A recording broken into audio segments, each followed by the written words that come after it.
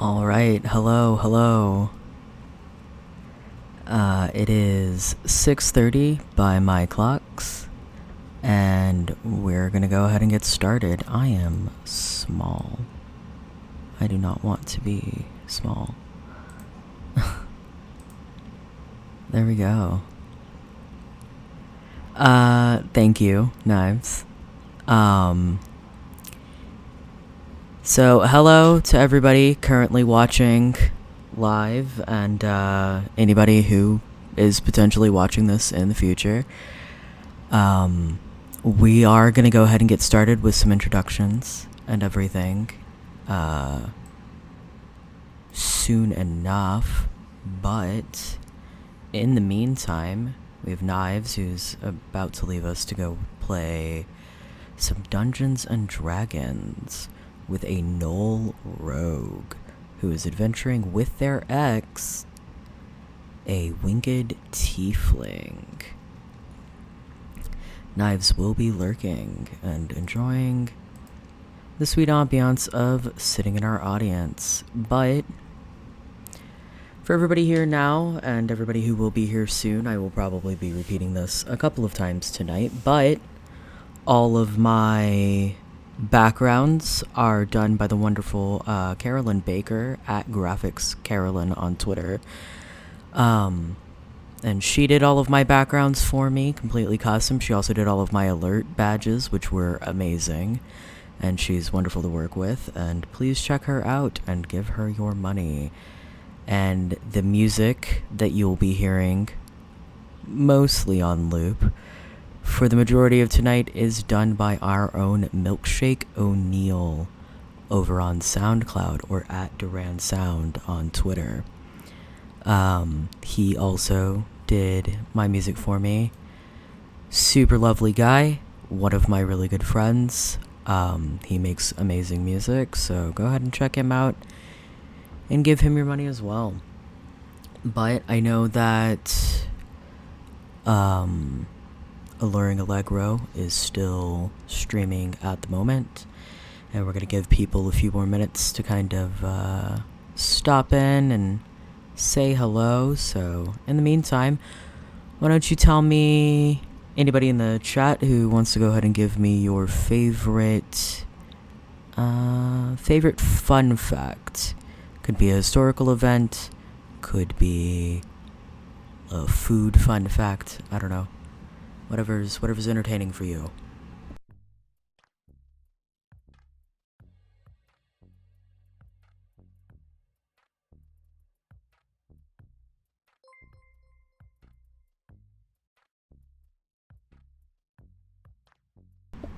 Oh, there it is. Alluring Allegro with the raid.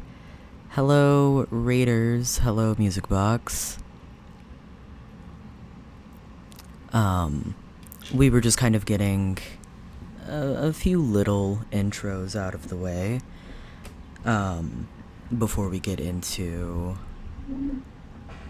the bigger stuff and the presentation that I have available for you guys.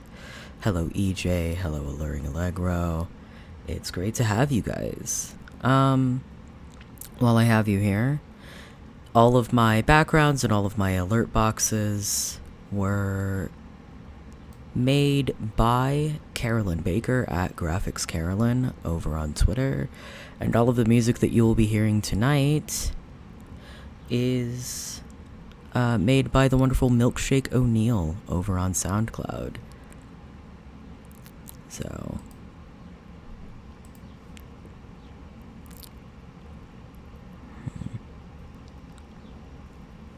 Thank you. It is TV time. While we have people here, and we're just kind of waiting for things to get started, why don't you guys go ahead and give me a fun fact? Any kind of fun fact. Could be historical, could be about video games or television.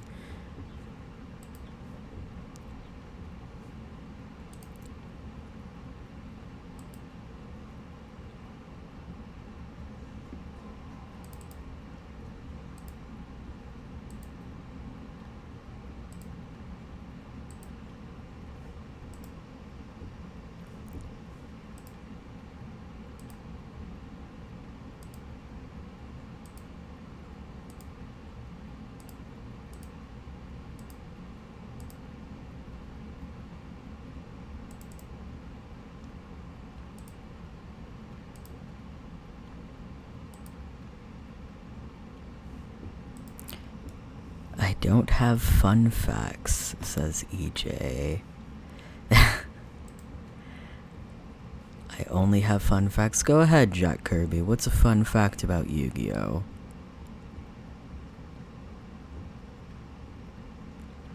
Allegro says, my brain didn't fully process the question, or I would answer thoughtfully.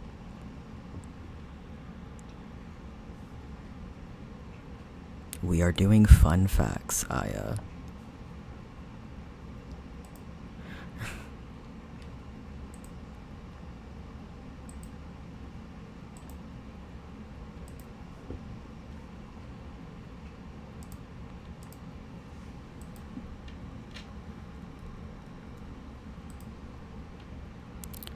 Jack Kirby says, Season 0 of Yu-Gi-Oh! Is a murder ghost show because that's what the show's author wanted to write. He made a card game manga entirely by accident. Fascinating stuff, Jack Kirby.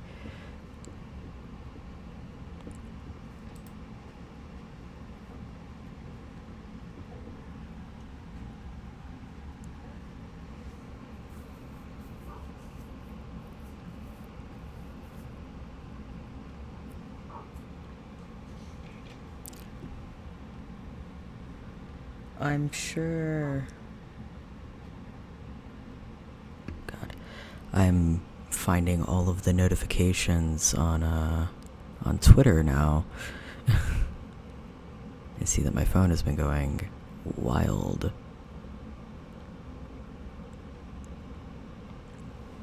Jack Kirby says he was like, yeah, in this one chapter, the murderous ghost will play this random card game, and that'll be it. And now, 20 years later, we have Yu-Gi-Oh! Space Civil War anime. Fascinating stuff.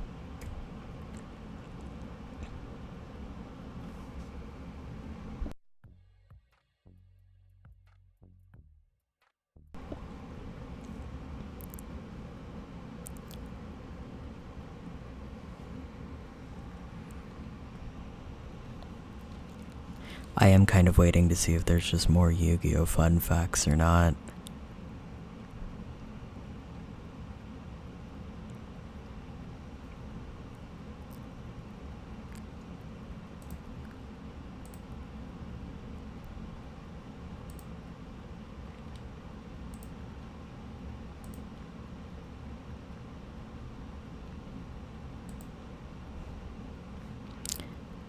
Lestrade says, hello, hi, my fun fact is that I once caught a seagull while fishing. That is amazing. How on earth did you manage to catch a seagull?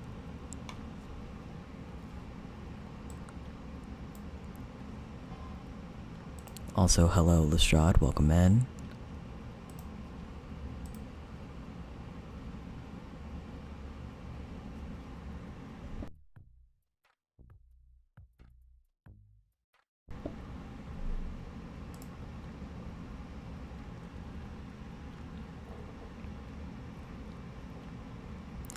No clue, man. I guess it just really wanted my shrimp.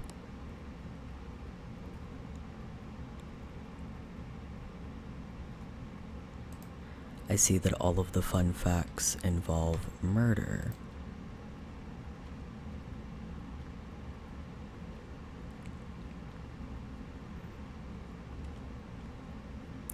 Allegro says, if we're just doing vague fun facts, mine is that Harley Quinn was just made for the Batman TV show, but was so popular she now has all of these comics and shows. Lestrade says, I just remember struggling to pull my line, and the more we pulled, we started to notice the line was going up instead of down towards the water. Oh, so you just fully caught a seagull on a fishing line. I see.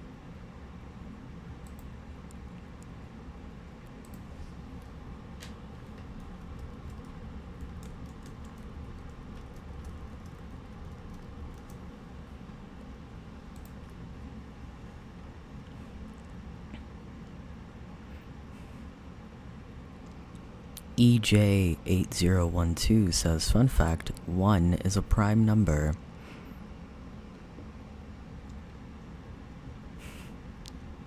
Allegro disputes this. I don't know enough about math to dispute it.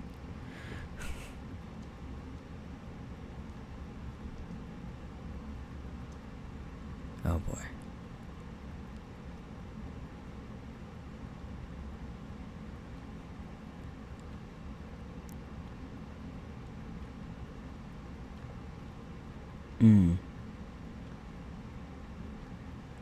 EJ meant to say 1 is not a prime number, but forgot how to type.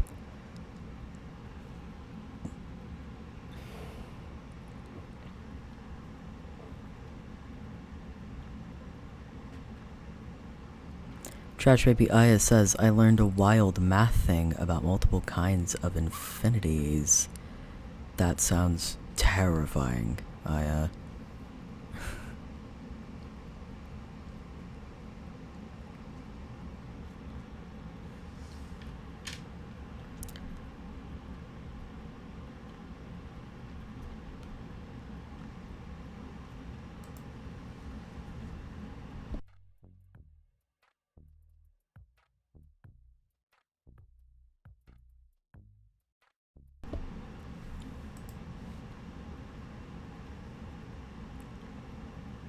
Aya says there are infinities that are bigger or smaller than other infinities, and I gotta say, I don't like that fun fact.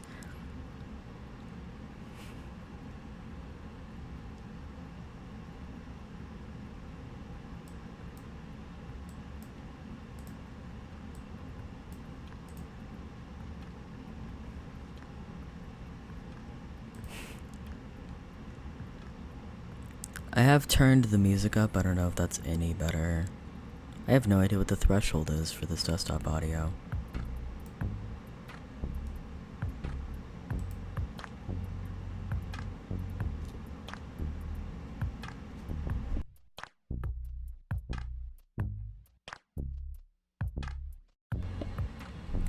Okay.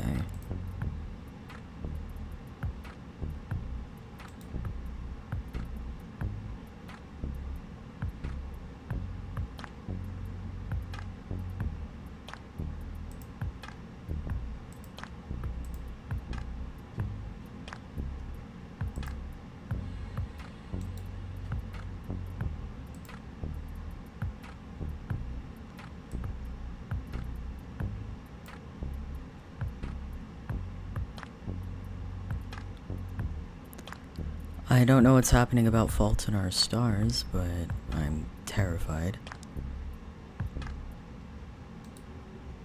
Okay.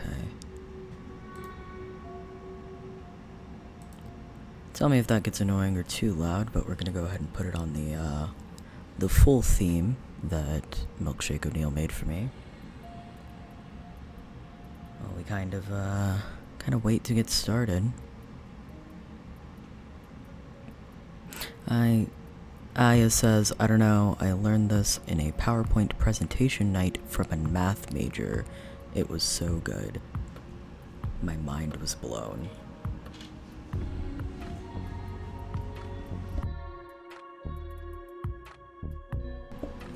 No, that is a pretty impressive fun fact. I just not entirely sure if I like it. But I am still messing with audio settings and all of that, so if anything is too loud or too quiet, just let me know.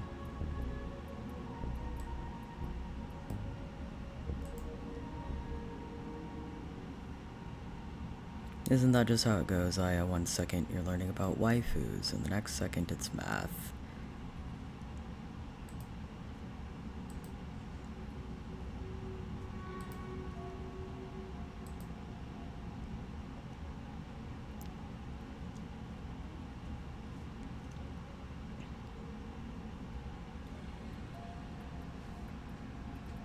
That last message Aya sent will be on the screen for about 45 seconds, so everybody has time to kind of take that one in. I'm not going to read that.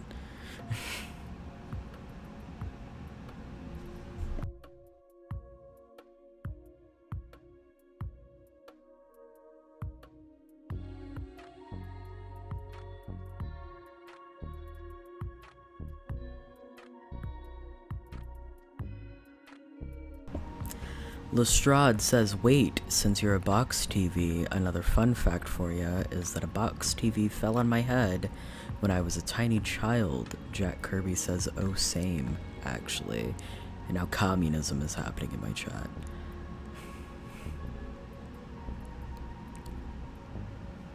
That does lead me... that does lead me into my personal fun fact, which is that in the wonderful history of television, for anybody who is unaware, March 31st is actually when the first color television project was patented in Germany in 1908. And so we are debuting on the historical day of the first ever science behind color TV.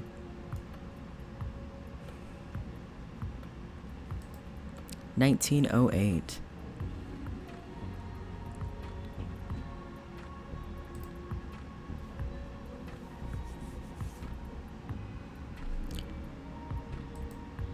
(1908) in color. You can look up Johannes Adamian, who is the inventor behind the starting of color television.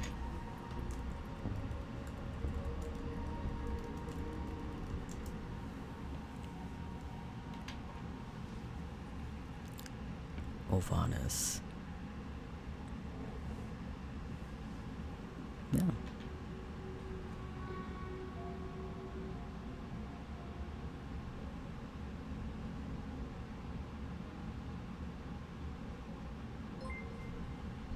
No. For some reason, my alerts aren't working, which is unfortunate.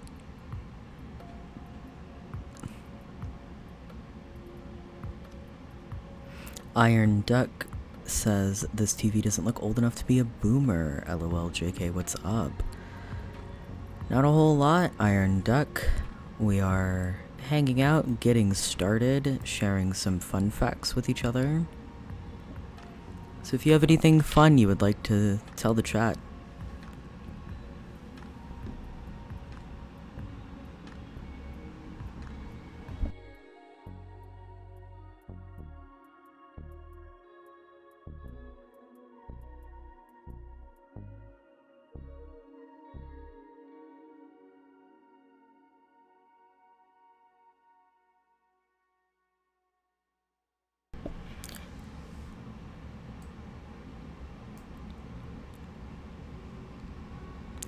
Robotic Rocketeer says, did you know that cashews come from a fruit? I did not know that, Robotic.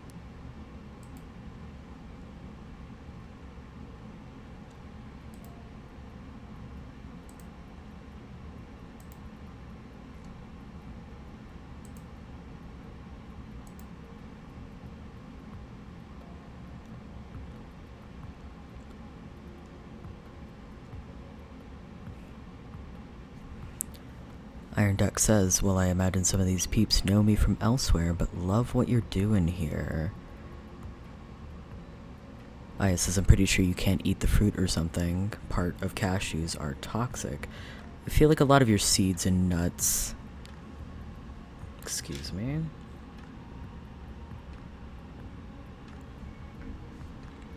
Sorry, we just had a timeout that seems like that shouldn't have happened. Let me check that.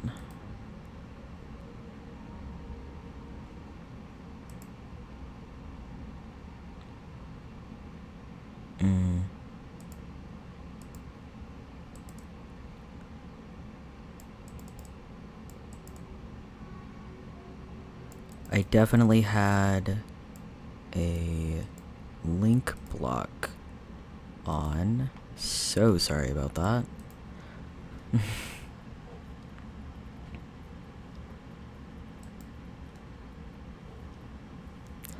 Actually, Allegro isn't even the first to trip the auto mod, because when Kid Knives came in to say hello while we were still waiting for people to get in, Knives tripped the auto mod in their first message.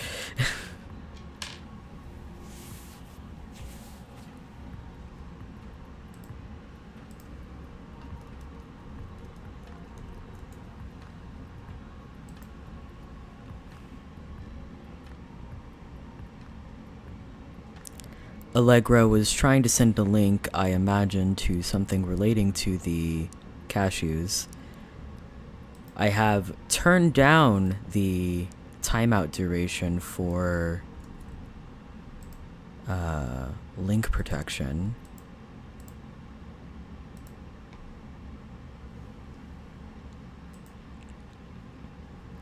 We're still swinging with the auto mod, so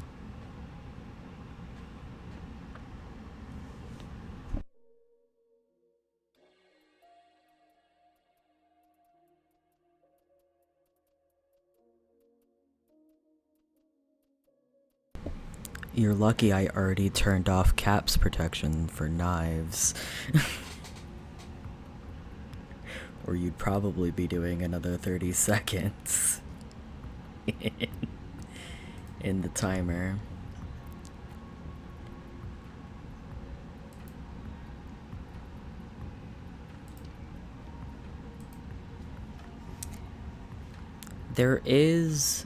You can turn on caps protections. There goes robotic. What'd you do, robotic?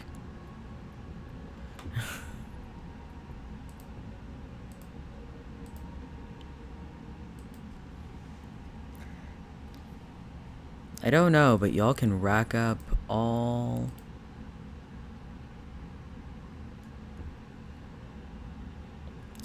the mute time that you want, if you really want to be doing that.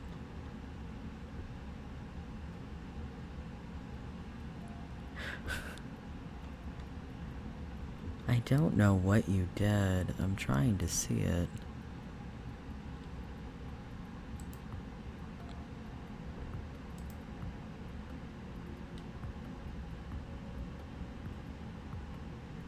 My first stream's going out,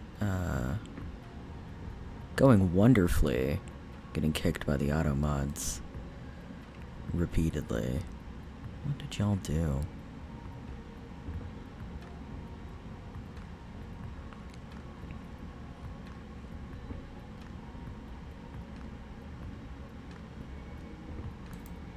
It knows your tricks.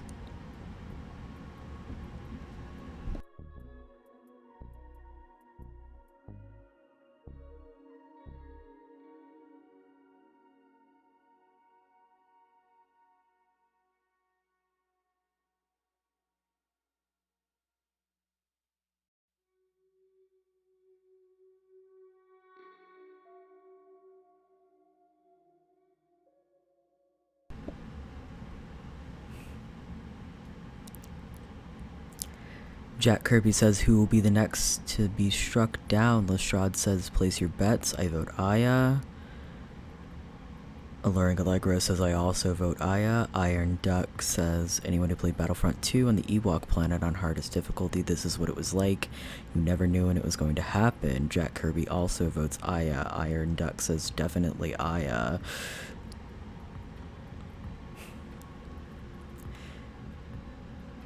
I will not be forcibly muting Aya. I will have to trip the auto mod on their own time.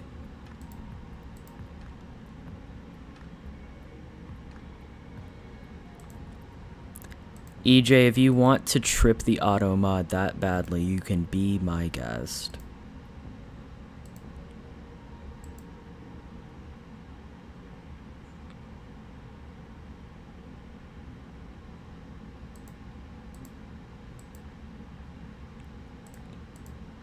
I will go ahead and let you know right now, there are removed words that you're not allowed to say, and currently I only have on link protection. Automod does not want to see your nut pics, that is correct.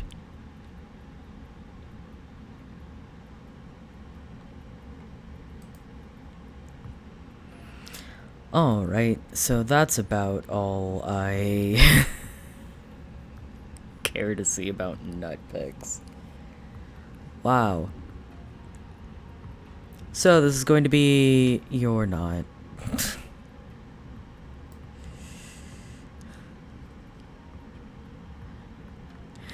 Don't you know all of us robots hang out together? You don't know if I'm in league with the automod or not. Not. Wow. Not a single one of those words came out of my mouth correctly.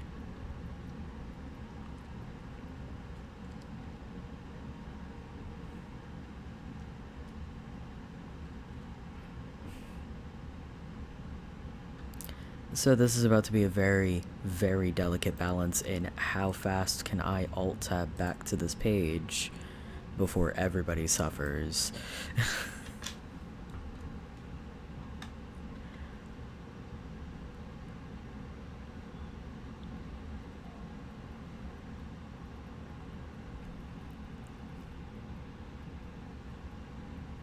There goes robotic.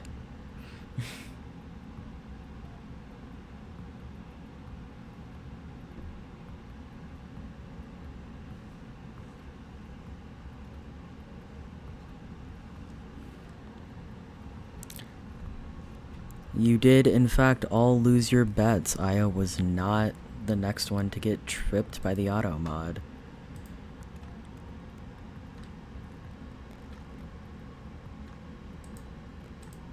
It was instead robotic.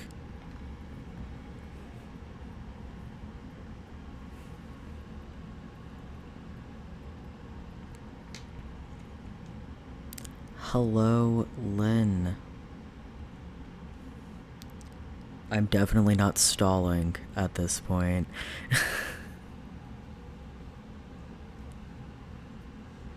Robotic.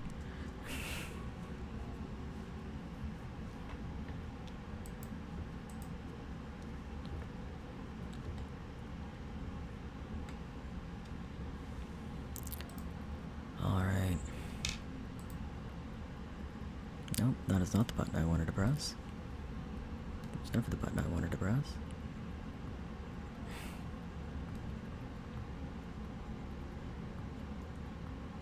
First time with SDS, says Lynn. What is STS?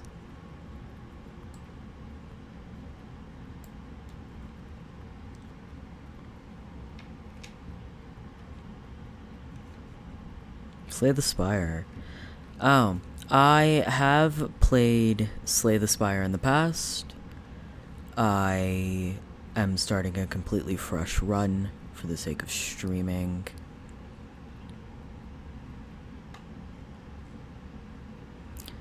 Currently, everybody's stress testing my auto mod. I don't know why. It is a robot.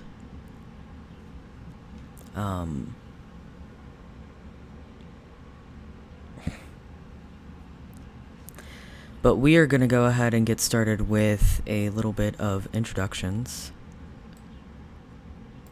while you're pushing.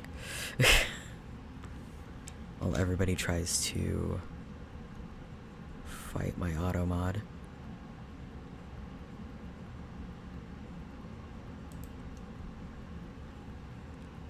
Alright.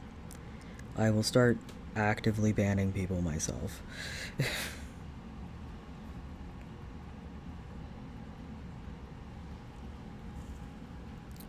Okay. I will start actively banning people in my debut stream.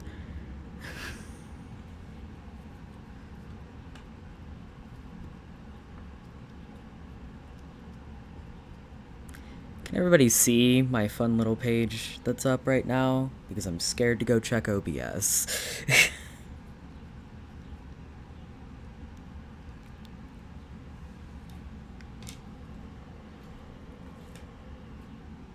We can't see things. That is super unfortunate. Okay. Here we go. Blank screen, blank screen. Yep. Alright. Now we go. There we go. That should be up and running now. Everybody can see the fun little About Me page.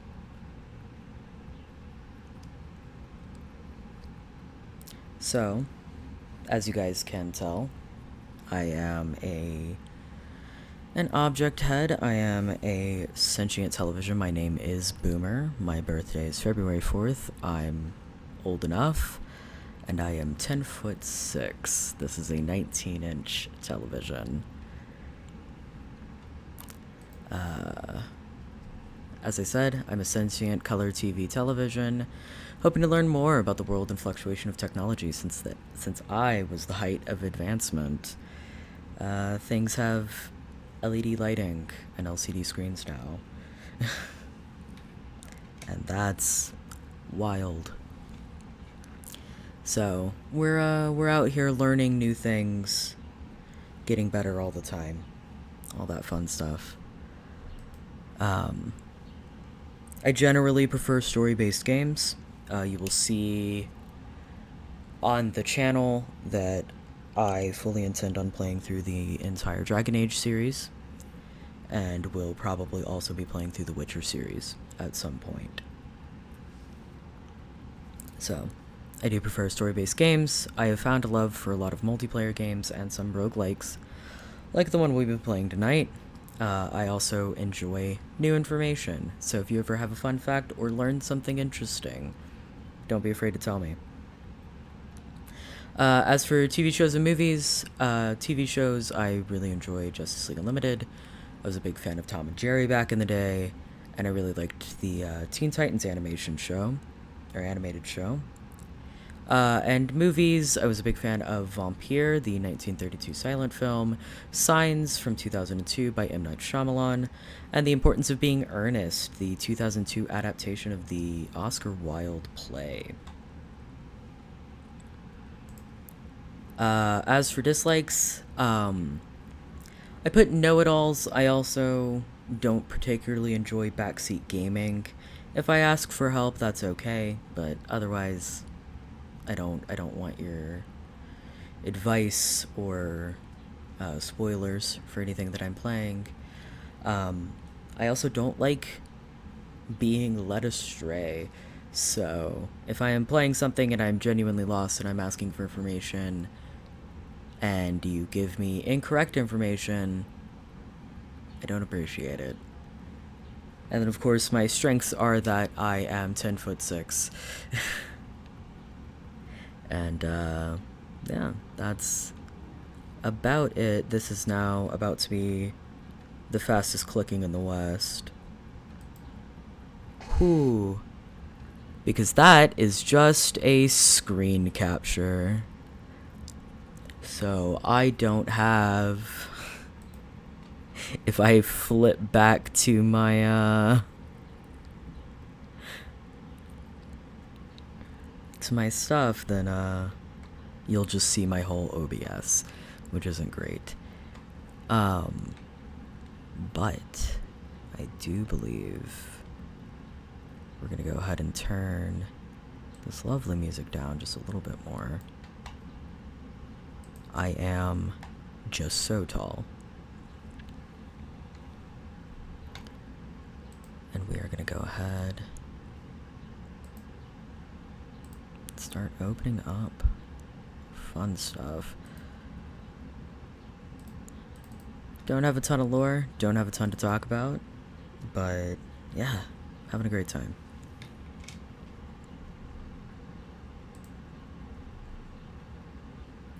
Oh boy.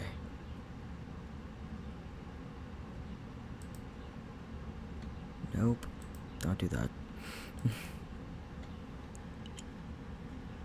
There we go.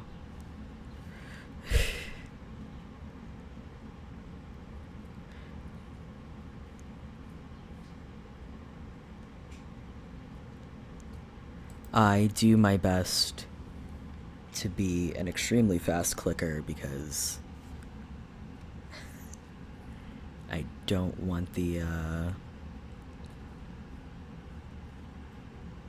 that infinite void of OBS to be coming through. But for anybody that has not played, this is Slay the Spire, and it is a deck builder, like roguelike kind of tower crawl, and is actually, yeah, the game volume is intentionally low, because it is overwhelmingly loud otherwise. But I think we're gonna pause this. No. And turn it up just a little bit. Because, yes, it is overwhelmingly loud, if otherwise. But this is actually one of the first roguelike games that I've ever played in my life. I have fully beaten it on my personal saves. But for the purpose of enjoying the game with people who have not seen it before, or have seen it before but haven't seen it fresh in a while, we will be playing on a completely clean save. I haven't even unlocked daily climbs or customs, or any of the other characters. So we're starting with the Ironclad.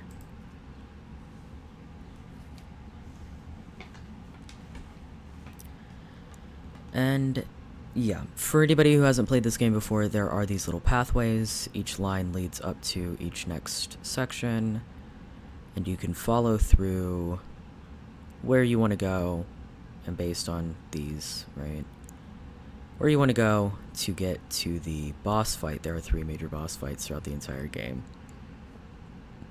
And for the purposes of this run, I think we're going to follow this outside path.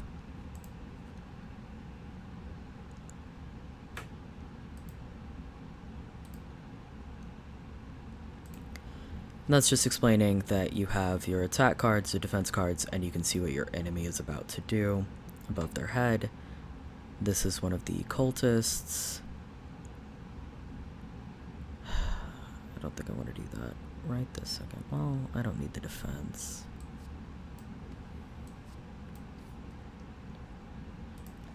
Cool.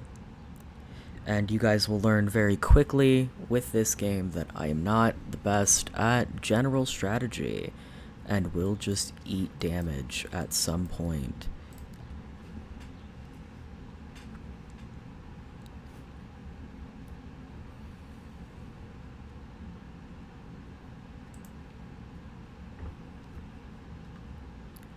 That is 9 damage.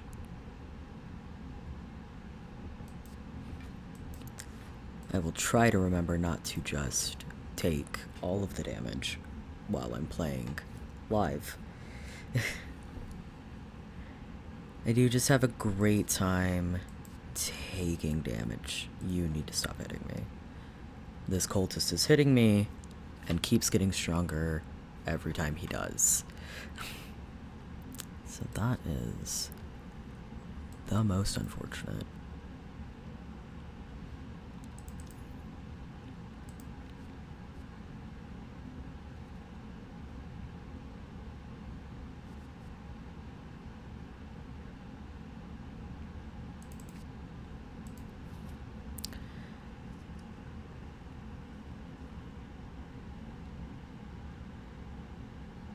Iron Duck says they must have a ladder to feed that damage to a 10-foot TV.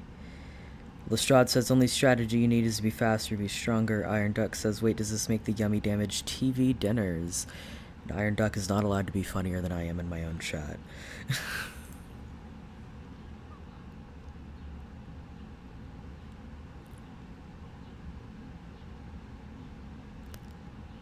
This is actually really good. That is all I can afford.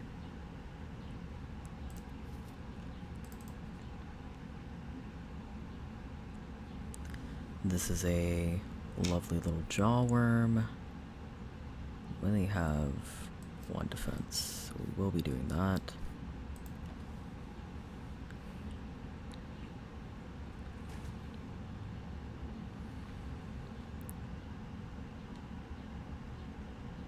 Game volume is low on stream. Let me turn that to there, maybe. See if that's any better.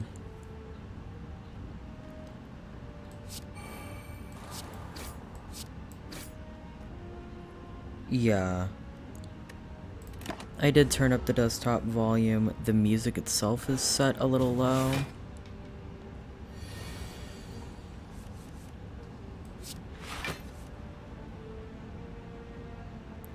It's 8, 13. What's 1 damage?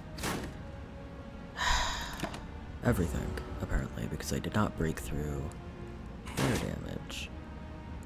Which is unfortunate.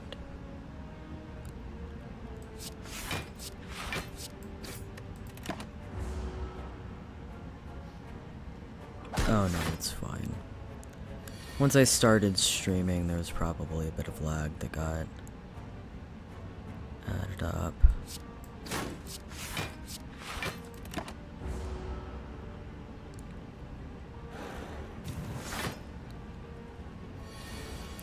That is unfortunate. Because I just do not have a lot of defense guards. So that's gonna hurt.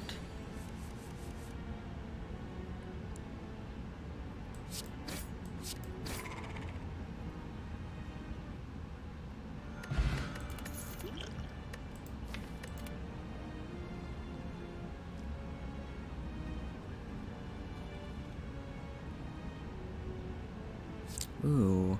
So this can only be played if every card in my hand is an attack and it deals 14 damage, or I can deal 3 damage to a random enemy 3 times. We are coming up on multi-enemy fights, but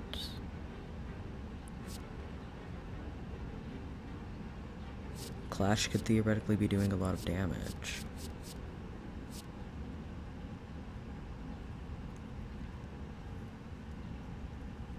Any opinions, chat?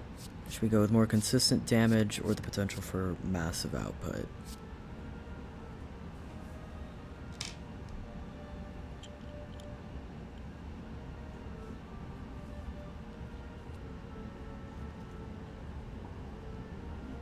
EJ says burst.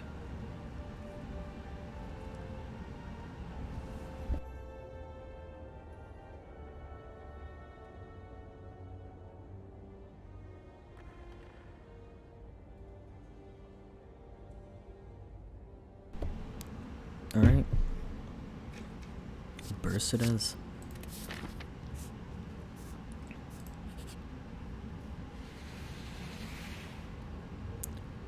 Oh.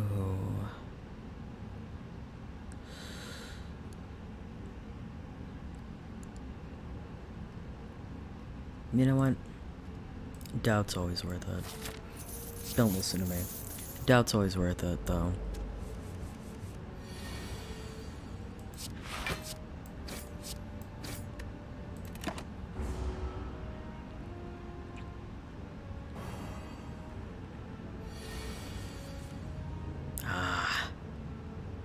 Foiled.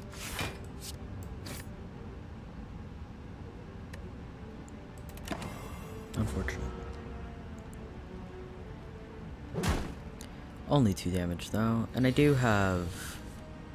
You start with relics, and different. The different champions have different relics.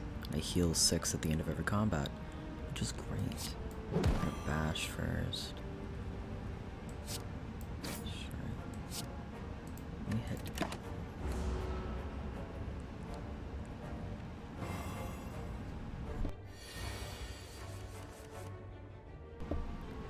There's every single defense in my hand. It's gonna do nothing, but I'll cast them anyway.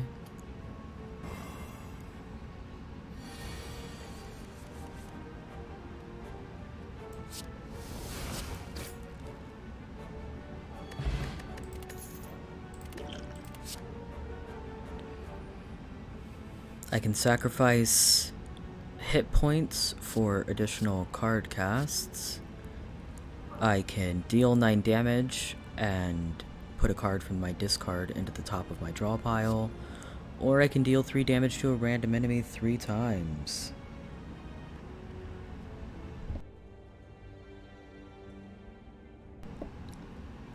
All the defense.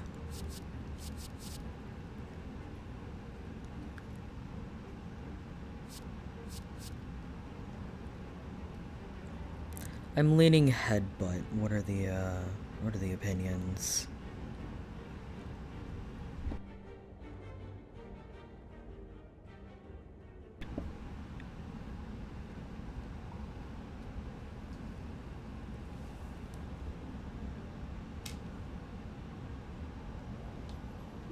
Also, 20% of my max HP. Region Hills.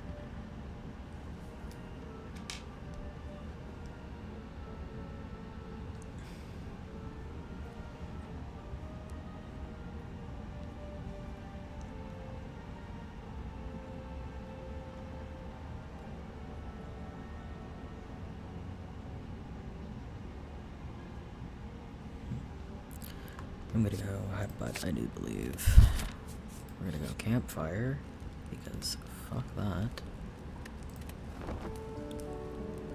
And now we're back up to full health. It's like it never happened. This guy.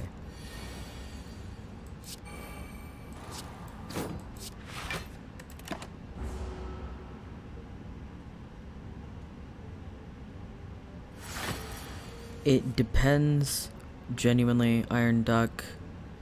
You run the risk of... What is this? You run the risk of having high health enemies, even when you have multiple enemies. But usually it's not that bad. I have no defense. This is unfortunate. Welcome back to Heckling Alluring Allegro. We are currently dealing with whatever this is. I have a skill in my hand.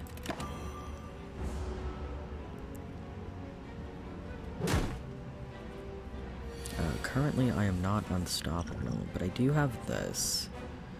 So, worst comes to...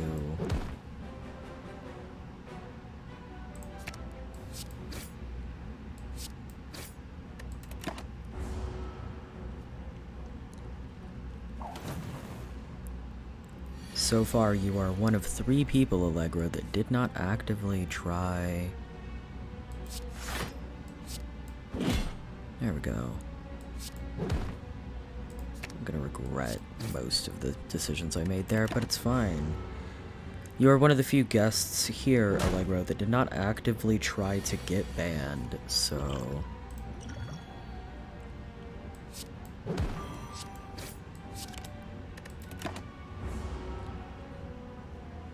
The bar is extremely low. And yet, EJ, you were one of the people that helped set it. Can I kill him? 7. No. Oh, I can. Let's go. He's dead. Bag of marbles. At the start of each combat, apply 1 vulnerable to all enemies. Got it. Barricade. Block is not removed at the start of your next turn. I don't even need to read the other cards. The art in this game is absolutely delightful. I do think Swift Strike is good, but that's 5 random potions, 5 damage twice. I think Swift Strike is the way to go here.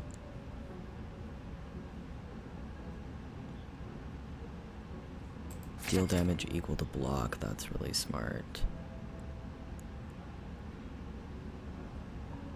I think that's it. Thank you, Merchant.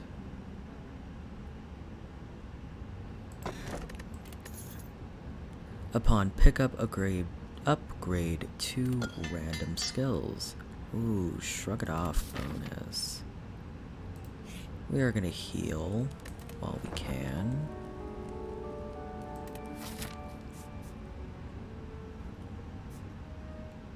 And then we're gonna go combat, actually.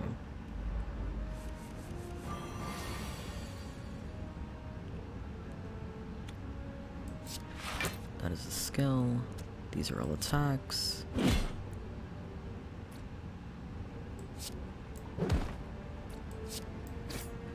Cool.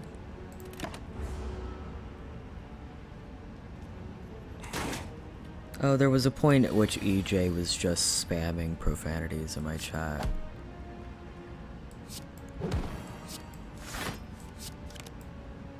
Okay. I know how energy cost works, game. Thank you.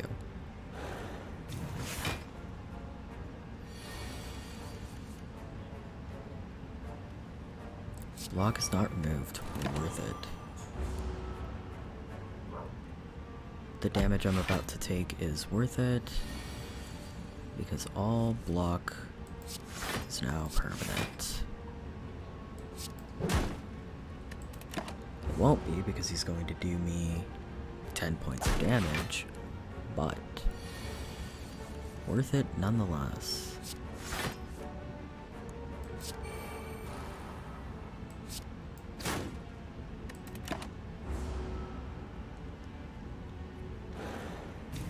EJ is now being actively shamed in the chat.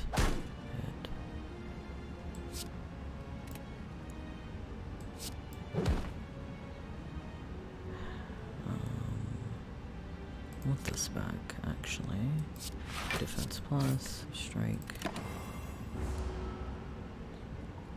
Not yet, EJ. I would like to go my entire debut without having to ban anyone. That'd be great.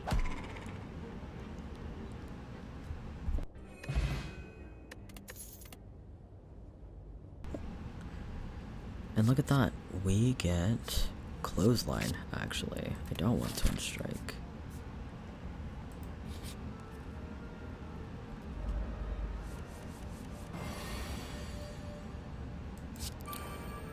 Barricade immediately is really good for me because all block that I take this entire round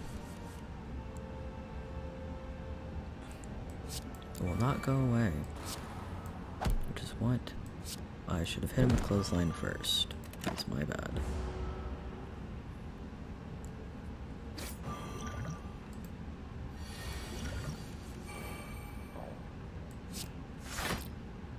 Okay. Unfortunate.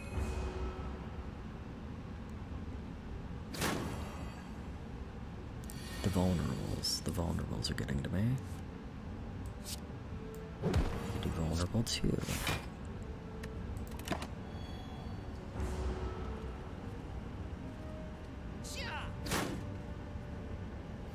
I don't know if Twitch has the same rules against game emulations, actually.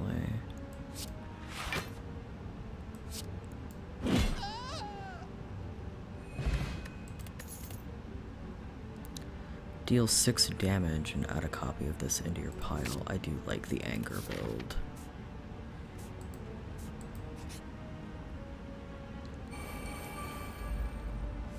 The curl up. Okay. What's the most health here? Let's see.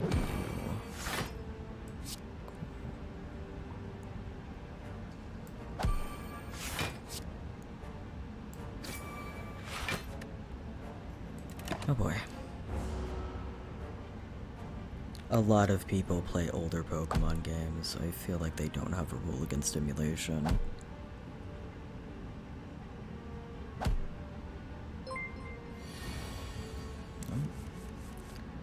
That sounded like a new follower.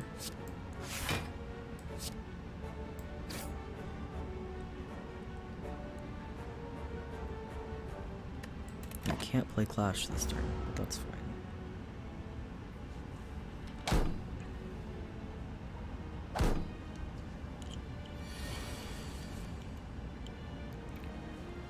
I do not know why my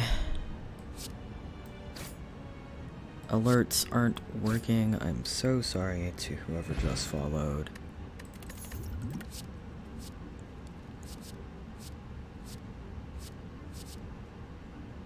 Draw one card, put a card from your hand to the top of your draw pile. And then exhaust. Gain 7 block, exhaust a card. Ooh.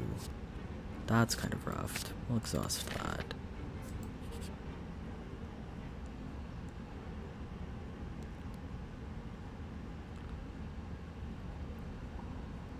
If transformed or removed from your deck, lose 3 max HP. Well, that's fine.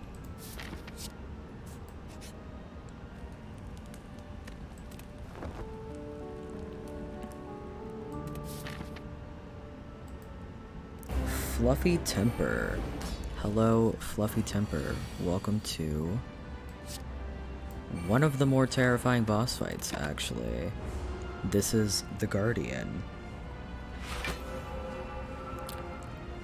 I don't have a fun little spiel about following just yet, but I do appreciate you following me. I am going to die to this thing.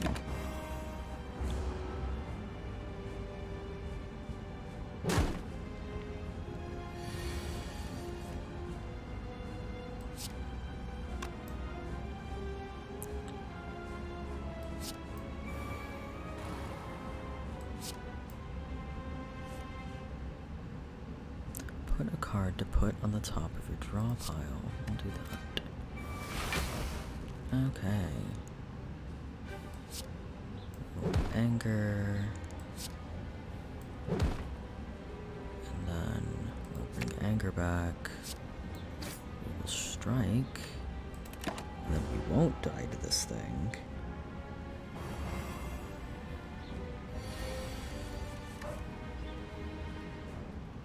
Oh, there are a few extremely brutal like enemy charge ups. There's one that it's a very cute little tiny creature. And you're like, "Oh, how dangerous can that be, really?" And then it does 80 damage. Which is just delightful. Gonna deal damage and apply vulnerable, because he's gonna do that. This is my last chance to hit him. Did nothing, but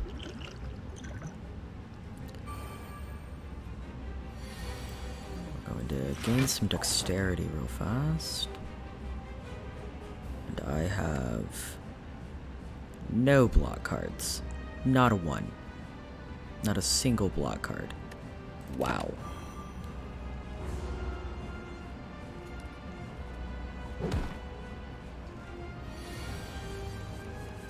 Come on. 13 block and draw a card. There we go. Here we go. Jesus. Oh. I'm sure we will die and come back to the tiny creature that will kill me immediately. So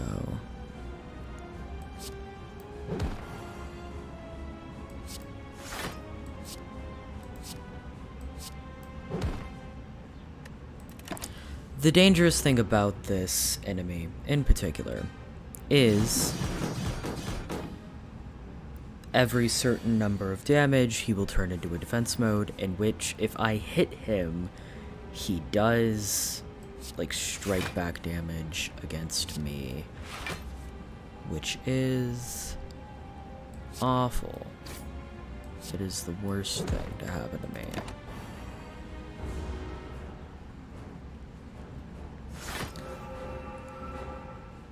Iron Duck says, I'm just flashing back to Legend of Dragoon, and your 3 guys had a turn. Then it goes to the enemy, and he just stares at you. Then it's your turn. My main guy just sobs quietly, knowing something is about to happen. I miss Legend of Dragoon. What an amazing game. Well, we're going to hit him, because I have no defense cards. The delightful news is I have 29 block. He just took all of it.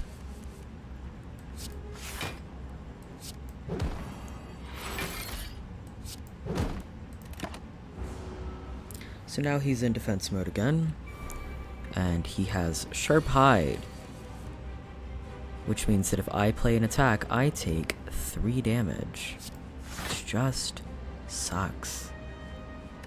So I can't hit him at all.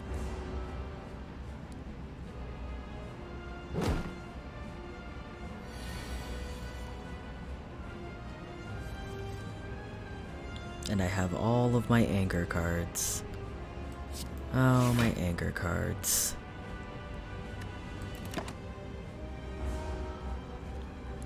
He does turn into a spiky ball.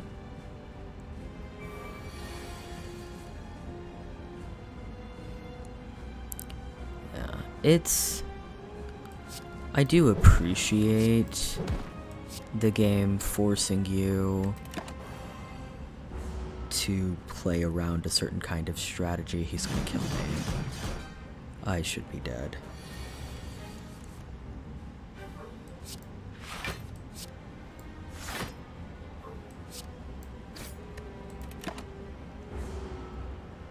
If we make it out of here, I don't know how.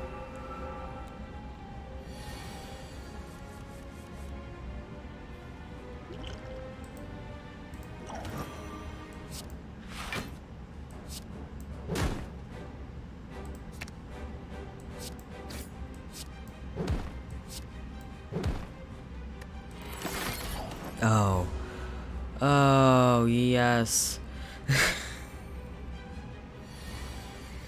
Through the power of friendship. I don't know if that's true.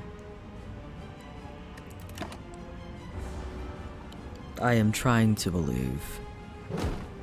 I'm not gonna lie, being watched actively is really helping me think about what I'm doing and why I'm doing it.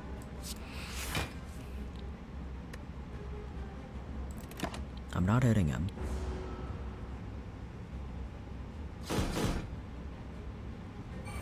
He has 110 health. There is no robot solidarity here. I thought maybe there would be. There is not.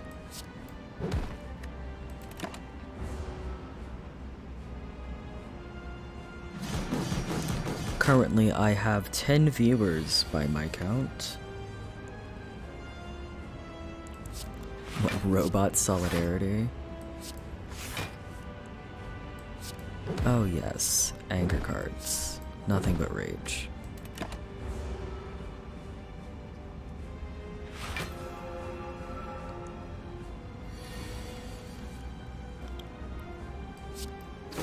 This isn't good.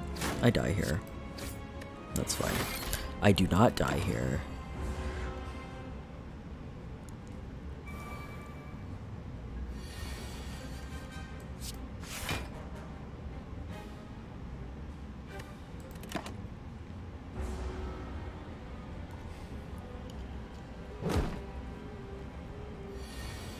Oh, finding that you don't lose your defense cards have been the greatest thing that ever happened to me right now. Look at this. 42 defense.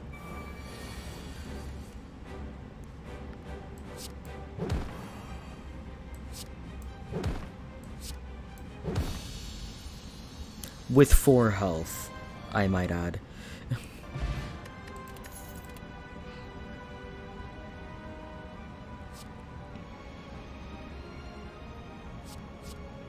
We have double tap, brutality, and demon form.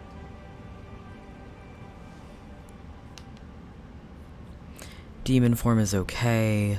I think it rolls over is the allure of that. Double tap, next attack is played twice, lose HP, and draw a card. I don't think I have good enough cards to justify that. I think I'm gonna do Demon Form. And for relics, I gain energy at the start of my turn. I can no longer smith at rest sites. Gain energy at the start of my turn. I cannot play more than 6 cards per turn. And whenever you lose HP, draw a card. Like that boss I just beat. Thank you, Iron Duck. I don't really smith at rest sites anyway, so I think this is the best option. Anybody in the chat got an opinion on my relics?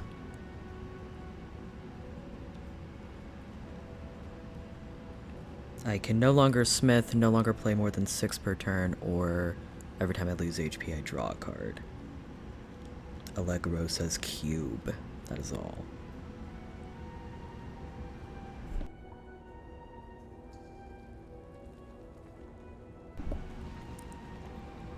Are we wanting to go with the cube, or are we wanting to go with the fusion hammer? Iron Duck also says cube. It's cube time.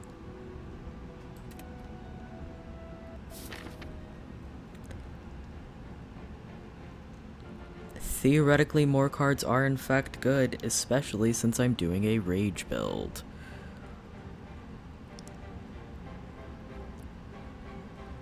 So here's the real question, folks.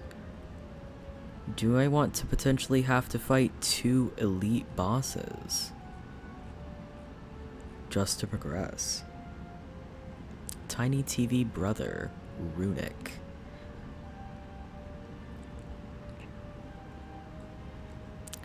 I don't think I want to fight any elites this go, actually.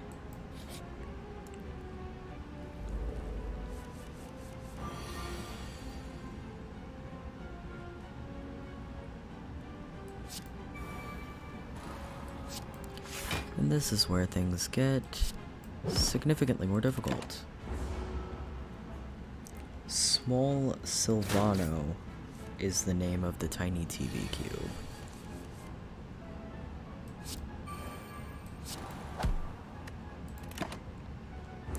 We're about to see if this demon form rolls over. I am hexed. The hex, whenever I play a non-attack card, shuffle a dazed. That's fine.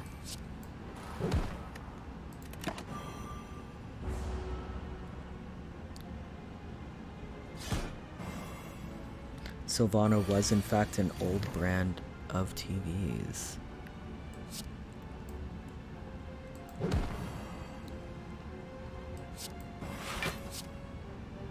That's fine. We're about to have just the most dazed cards. So I hope you guys are ready to just see dazed over and over again. It does continue to roll over. I was correct. We were correct.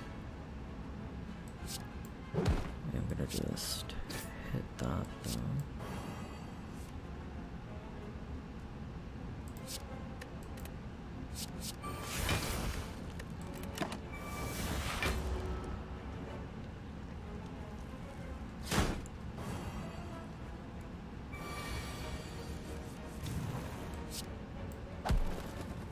Okay. We only took a little bit of damage there. Deal damage equal to your block. Whenever you lose HP from a card, gain 2 strength. I don't have cards that make me lose health. So we're gonna go with Cleave. Dazed and confused indeed.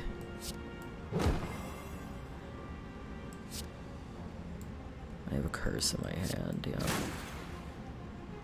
Unfortunate.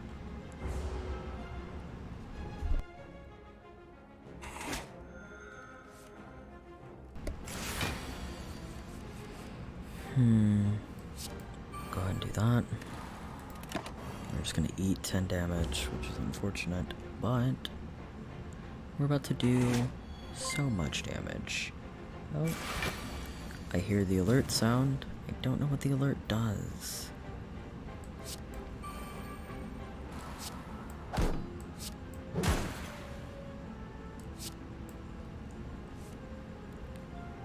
And we will put Shrug It Off at the top of my hand and take just the most damage.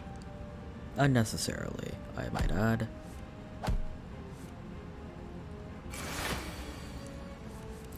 Now we play Shrug It Off, play a few good defense cards, we get Swift Strike. Now we have 21 block, which is amazing.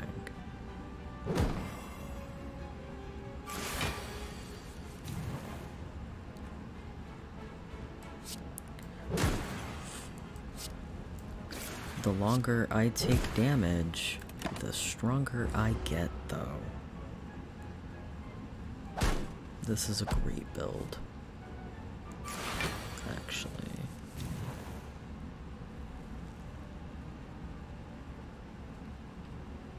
Do I only have...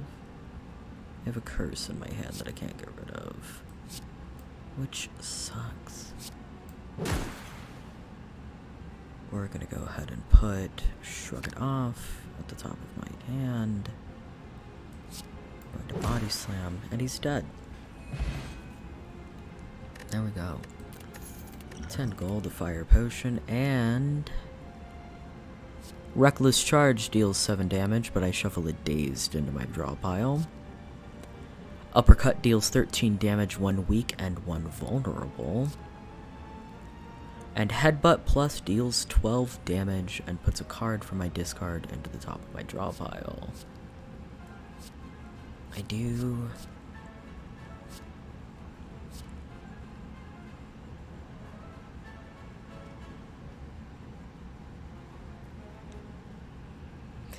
love the little thought bubbles that come up. I think we're gonna do that. This is going to be an extremely combat-heavy game right at the start. I might just die right here.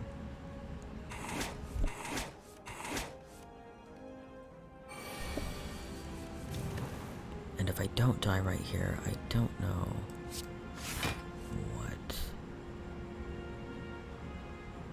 what we're gonna do.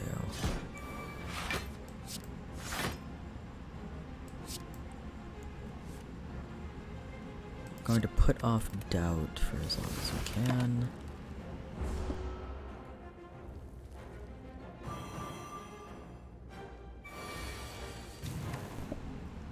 What do you mean I'm not supposed to swing? Unfortunate. We do just die here.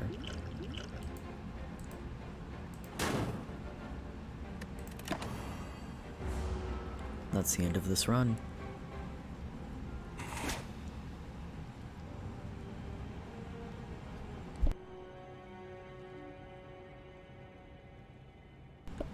Defeat. I wasn't prepared for this.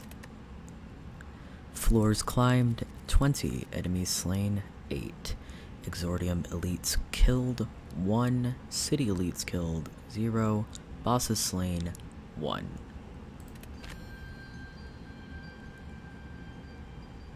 Thank you for coming to hang out, Iron Duck Gem.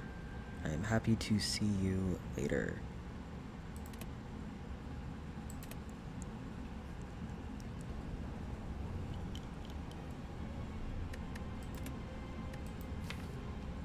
How are you guys feeling? Do we want to see another run with the same character? Or do we want to see what the next character does? I'll leave it up to you guys.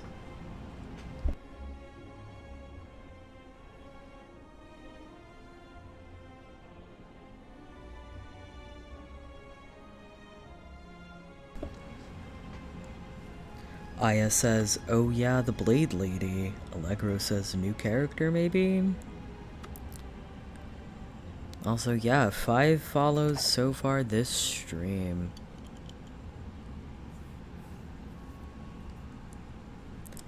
So, for anybody just joining us, though, this is the champion we were playing as.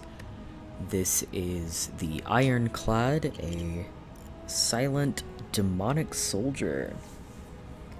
And his play style is very quick damage and high block.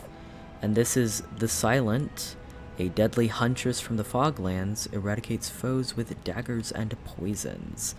Her relic is to, at the start of each of her combats, she draws 2 additional cards. The Ironclad's is healing 6 HP at the end of every combat.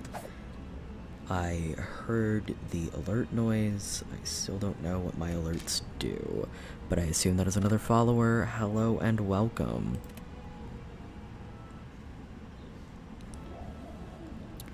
This is Niao, the very large whale who gives us things at the start of our runs.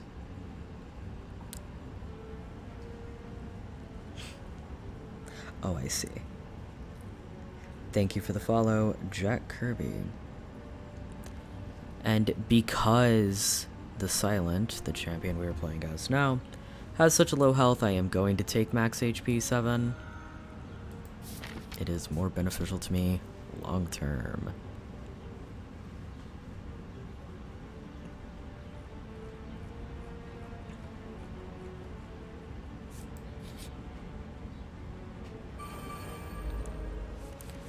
Here are the little louse.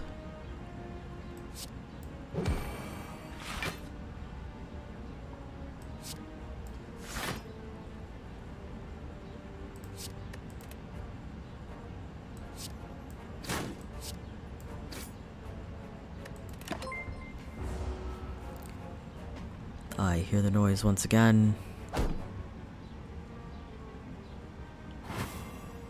I am now at 10 followers, which I greatly appreciate. Here's all the defense cards I was missing last game.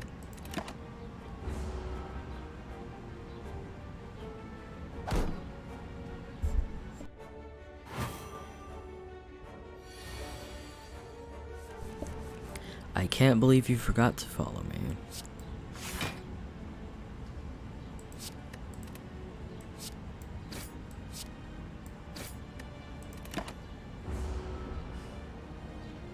These are the louse, Lestrade.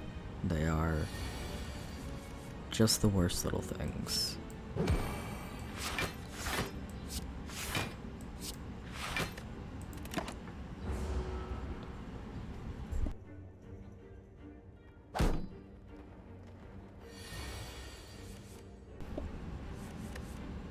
And whereas I could not catch a break, it's only 8 damage. That is so unfortunate, actually.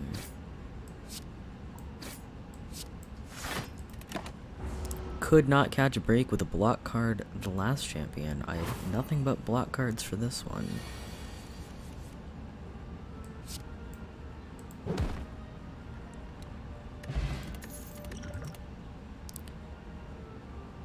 Discard your hand, then draw that many cards and exhaust.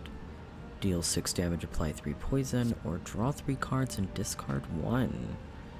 I am leading towards calculated gamble or poisoned stab.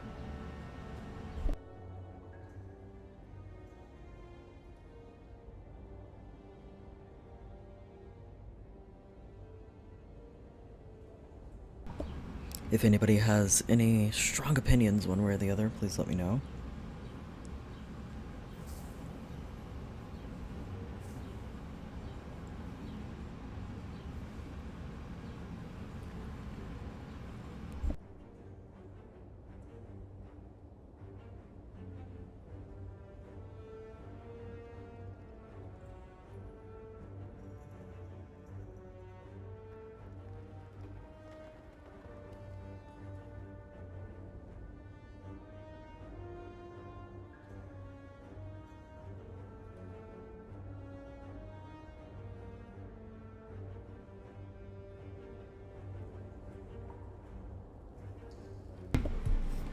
If there are no strong opinions, I'm taking Poison Stab.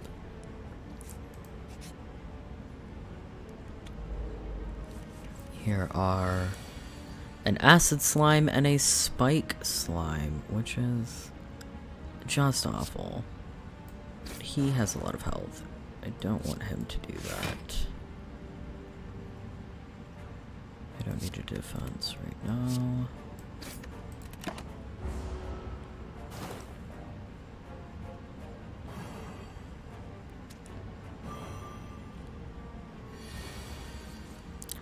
Poison builds are pretty good to have, all things considered.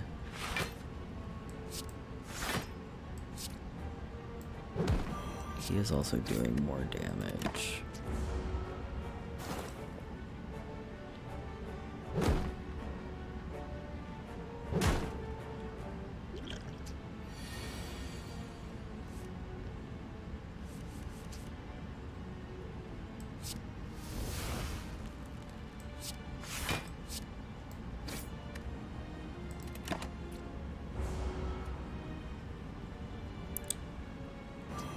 But I think the slimes are likely some of the worst in this game, truly. He dies in this turn. Poison damage.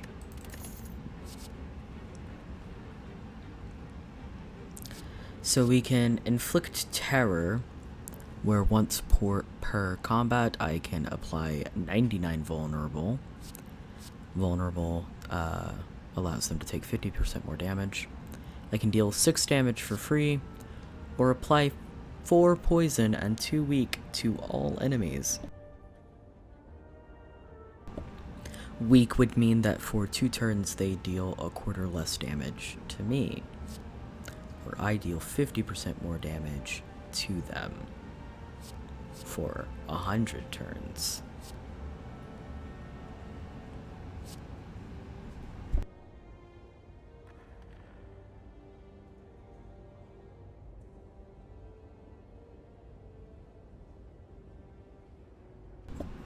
Terror is a great card to have in boss fights. I can probably find it.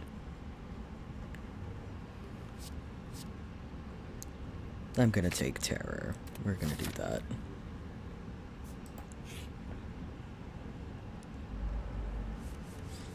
Leshad said more poison, and that was too late. I'm sorry, Leshad.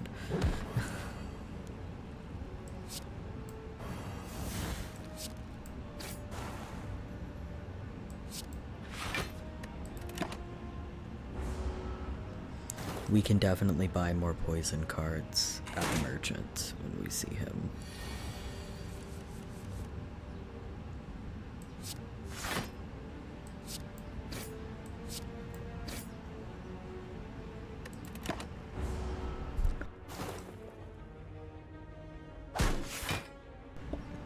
I can't tell how much is just how much of the delay is on my end and how much of it is just people not responding, you know?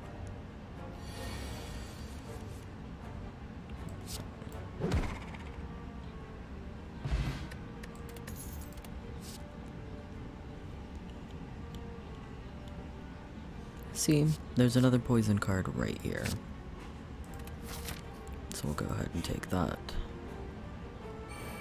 Oh, I forgot about the fungi beasts, which are just the worst thing.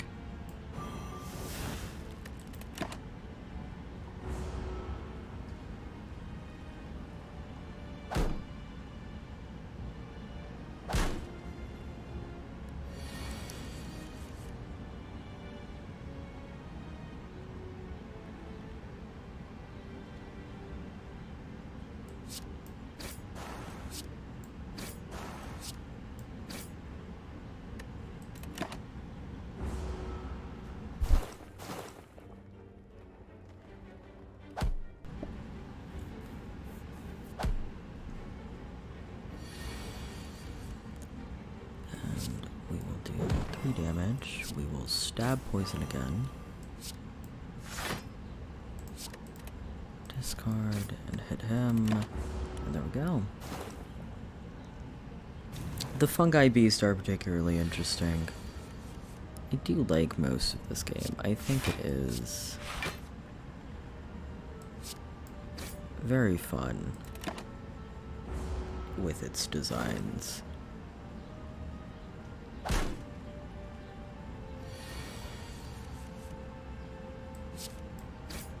Just for Lestrade, a poison stab for the last hit. And here we have gain 4, block, all enemies lose 6 strength, and draw 3 cards and discard 1.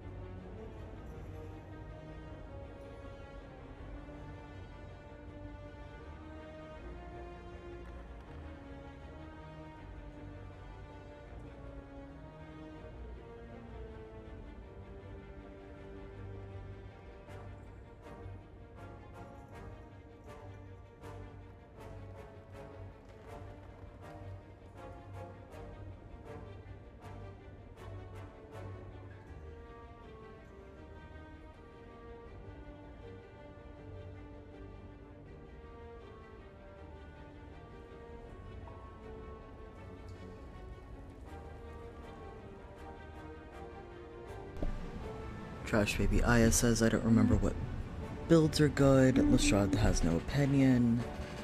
And yes, Aya, you can ask me a question.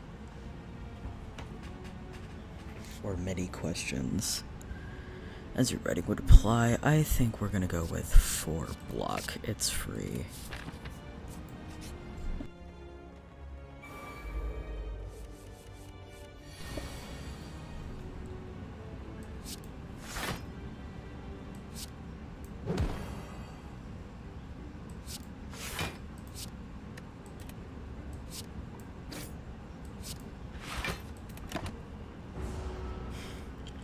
Aya apparently has so many questions.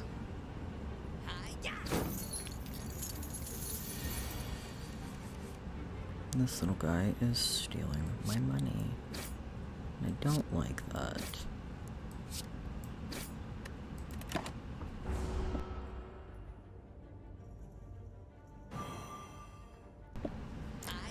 My favorite Saturday morning cartoon was honestly Fresh New Baby TV.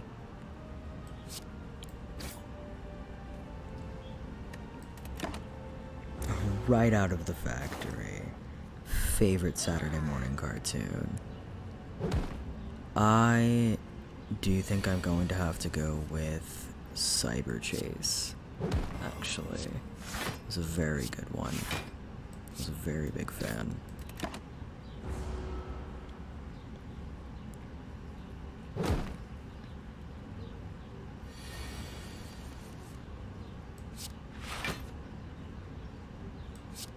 All of these are block cards, and he's not even gonna hit me. This is unfortunate. Crashbox was also wild.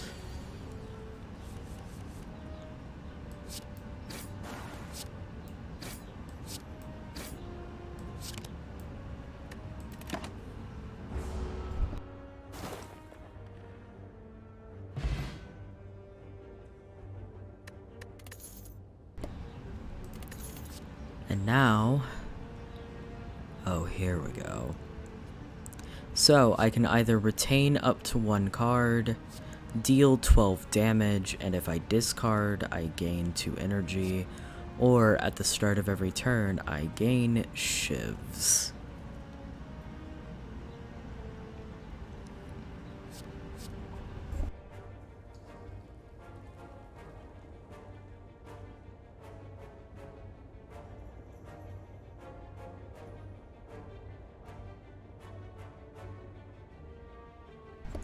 I do have to admit that shivs are one of my favorite builds on the Silent, because it is a free 4 damage. And you can just continue stacking them forever.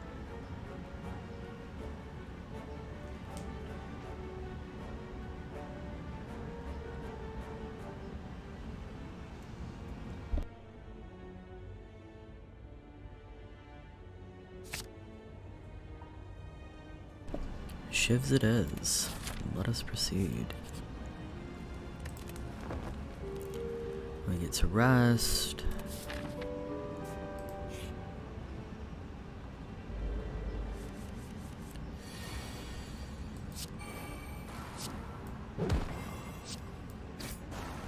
Oh, but the shivs with the poison are so good.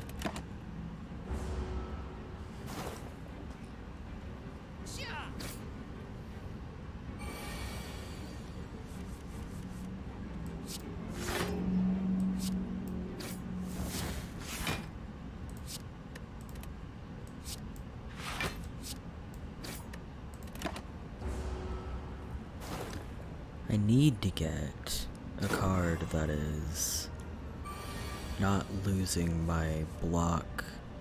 Oh, here we go. Terror.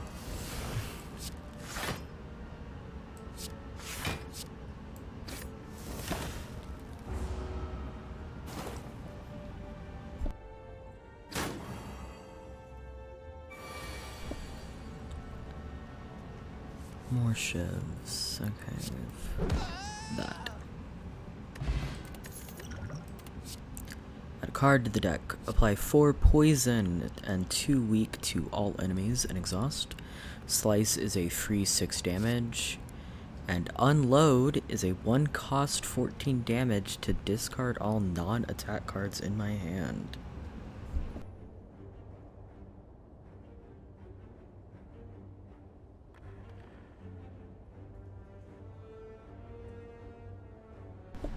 If anybody has any opinions here.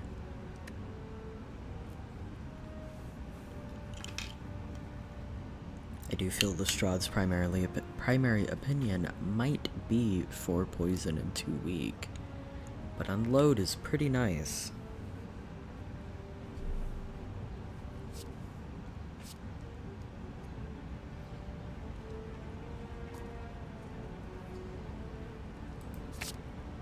We are gonna go with unload.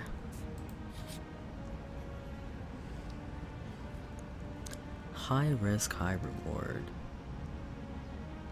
So, I can remove a card from my deck and lose 7 health, gain 50 to 80 gold, or leave.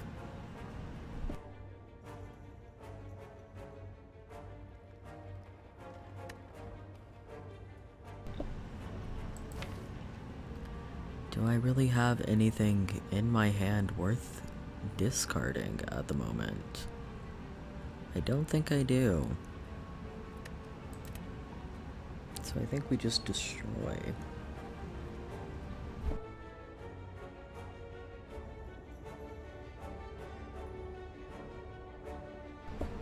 I will wait and give it time for Lestrade and Aya to catch up.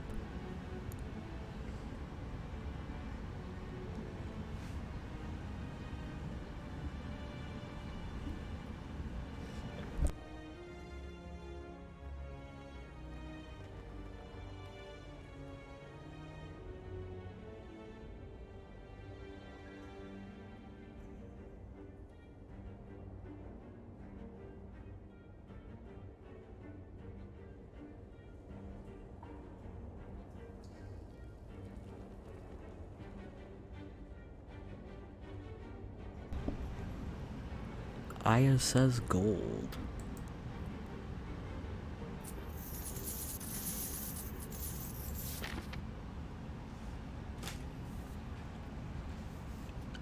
Which is great because I think this is a treasure room. More gold.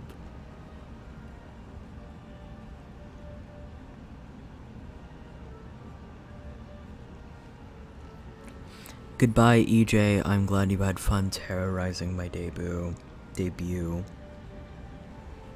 And Lestrade, you don't need to apologize for the lag.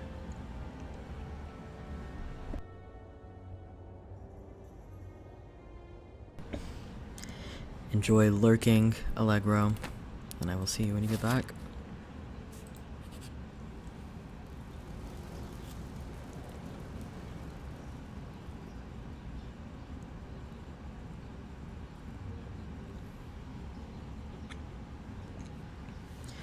You fall into a puddle. It's made of slime goop. Frantically, you claw yourself out over several minutes as you feel the goop starting to burn. You can feel goop in your ears, goop in your nose, goop everywhere. Climbing out, you notice that some of your gold is missing. Looking back to the puddle, you see your missing coins combined with gold from unfortunate adventurers mixed together in the puddle. I can gather the gold, gain 75, and lose 11 HP, or I can leave 39 gold.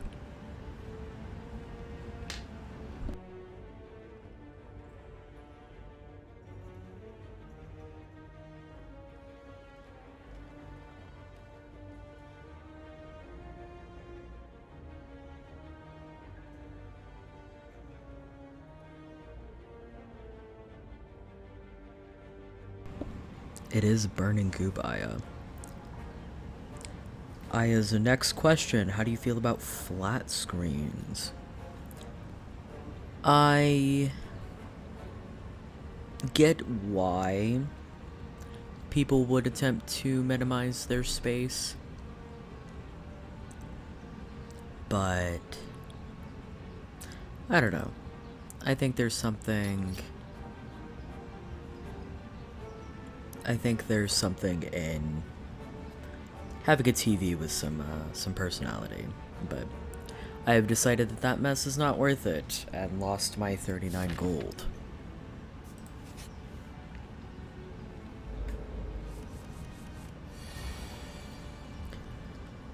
Gold is not more important than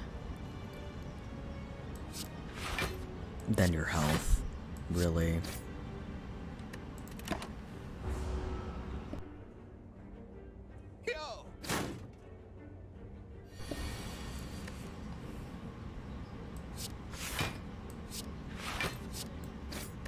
Like being given a straight choice.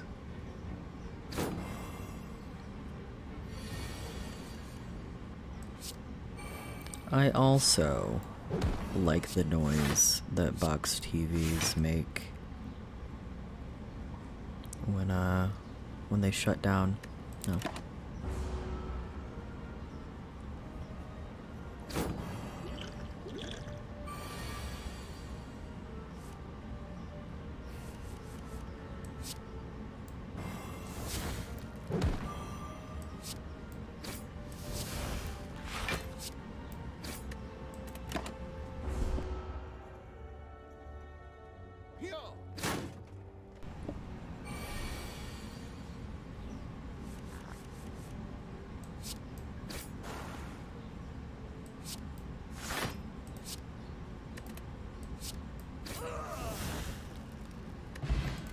And that's him dead, and now we have 7 damage 1 week.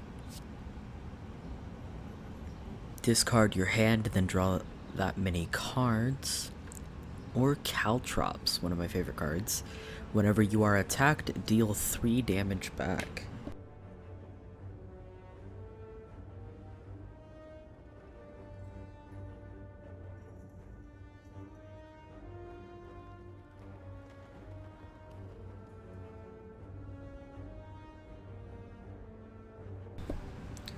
I do think Unless Lestrade and I are very dedicated to the weak route that we will probably be selecting Caltrops. And I think I'll need to get rid of one of these potions soon as well.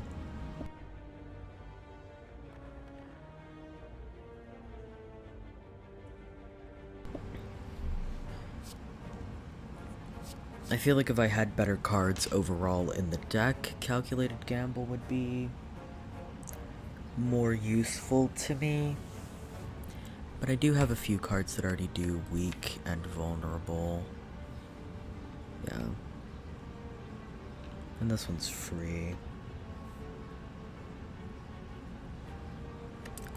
Caltrops is a really good card. I do think so.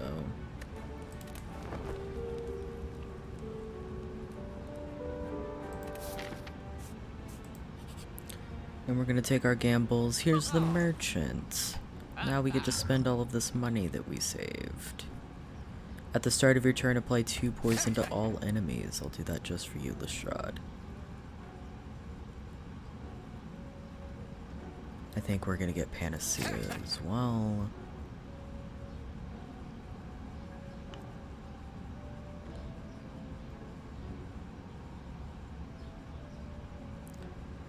And then, what is this? Start each combat with 1 artifact, which would negate the next debuff. That's great.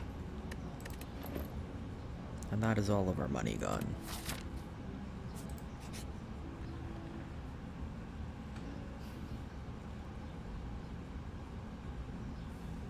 Oh, this is a very fun spot. So you spot a loose brick within a pillar that catches your eye. You find a folded note and a card inside awaits. A card inside, it reads, "The heart awaits. This is your writing.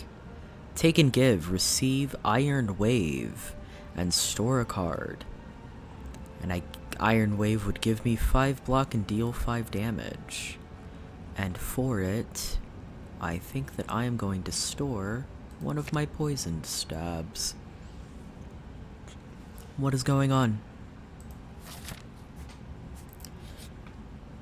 The best part of that encounter is that the next time I run into that encounter, I will get back the poison stab. And it will keep cycling cards.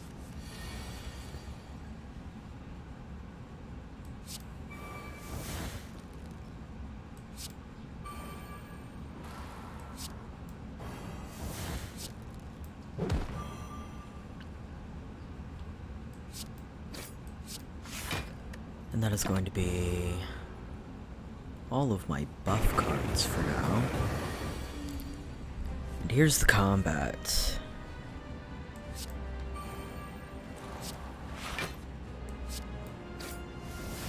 Which is very terrifying. This is the Hexaghost. And that is what the Hexaghost does.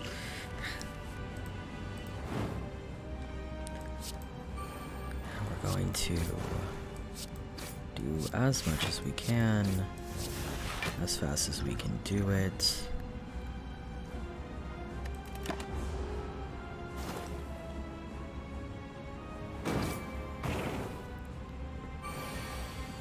And he does repeated ongoing damage to me. 5 damage, 5 block. I don't know if that was necessarily worth it, but it's gonna have to be. We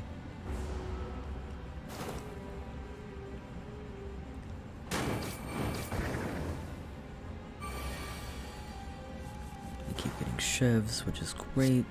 There's 4 more block, 3 more damage, and some more weak. Do that. Oh, I have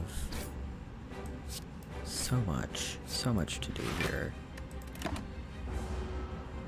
How do you feel about Lifetime movies? Lifetime being the TV network, correct?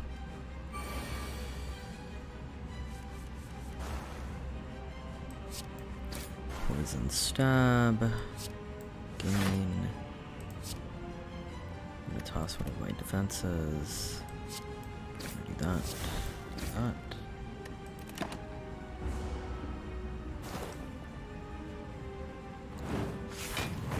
We do so much damage. So much more damage with this character. Neutralize. Defend. Defend. Deal damage. Deal damage.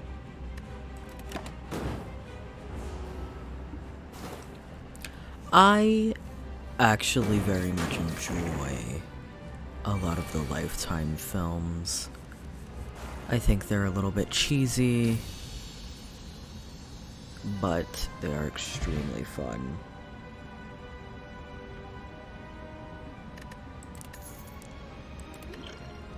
You know, sometimes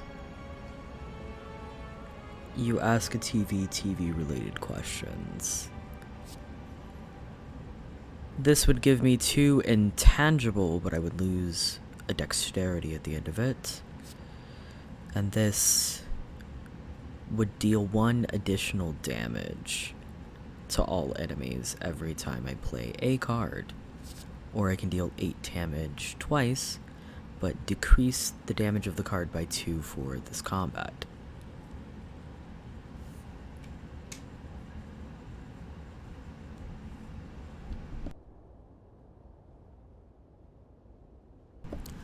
I am leaning 1,000 cuts, just because we're about to go into the second stage of combats.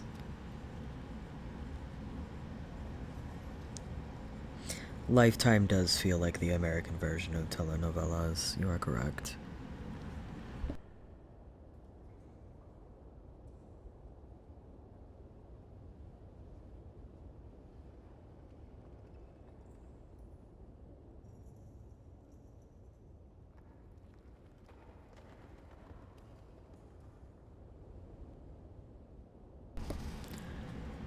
I don't know if anybody has any opinions on our boss fight cards.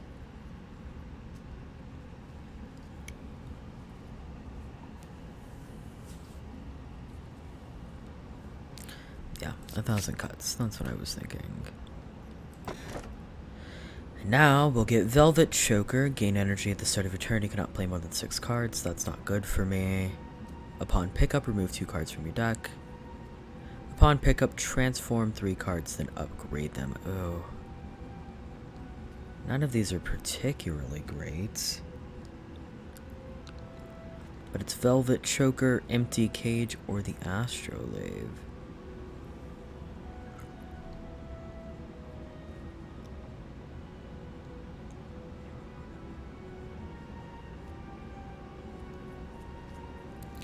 Trash Baby Aya asks, what's your favorite TV channel? And honestly, I spend a lot of my time when I do watch cable on the Discovery Channel or the Science Channel. We'll pick up Astrolabe. Oh, I get to decide what cards turn into what. We will transform Iron Wave. 1 defense and 1 strike. Nice.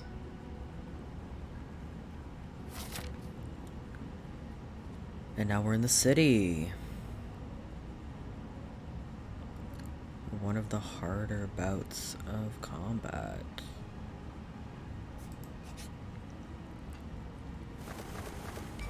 And this is exactly why I wanted 1,000 cuts.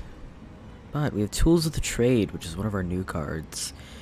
At the start of your turn, draw 1 card and discard a card. We also have Glass Knife, deal 12 damage card twice, and decrease the damage of this card by 2 for this combat. We also have Poison Stabbed, a 0-cost Deflect, and 2 poison. We're gonna go ahead and gain 4 block. We are also going to nearly kill him.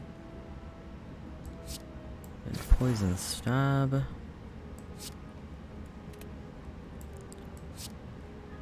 We're going to defend again.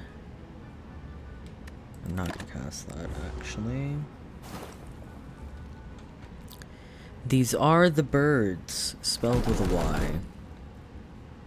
I'm going to take a point of damage, yes. Okay. Doppelganger. At the next turn, draw X+1 cards, then gain X+1 energy. Exhaust. Excellent. I'm going to neutralize. I should have played 1,000 cuts there, and I didn't. The background art for this game is absolutely fantastic. At the end of the stream, we will be going through the credits for this game.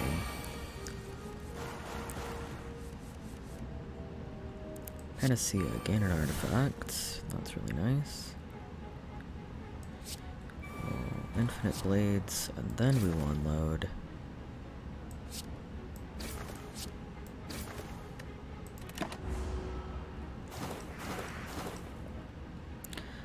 The poison. I think Lestrada's right. I think poison was our run.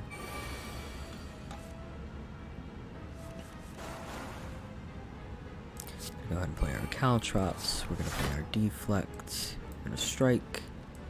We will shiv. We'll defend again. We'll defend again.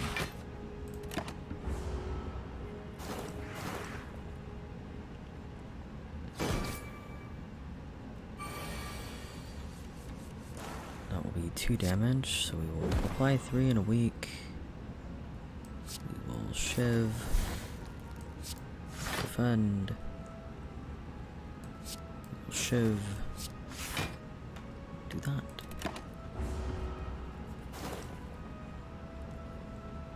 This poison is becoming overpowered. He's almost half of his hit points right here.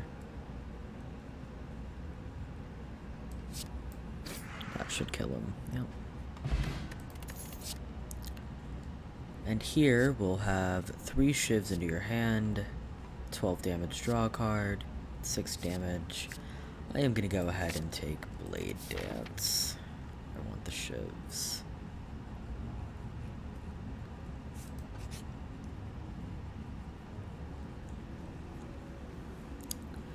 Before you lies an elaborate shrine to a forgotten spirit. And I can remove a card from my deck this way. I do think I'm gonna take out Tools of the Trade. Don't particularly care for it, free or not. As you kneel in reverence, you feel a weight lifted off your shoulders.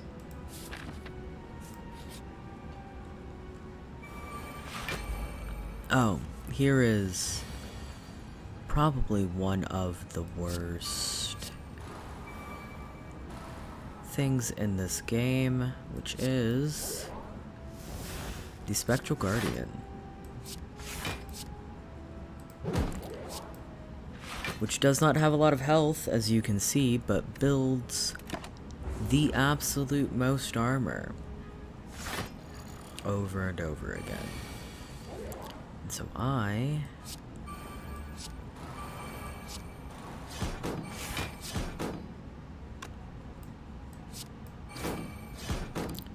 have to get through all of his armor to kill him.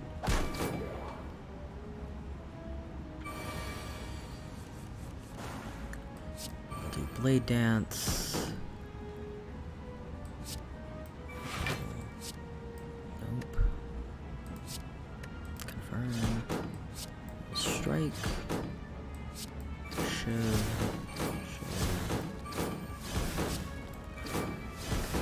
Not quite enough, but close.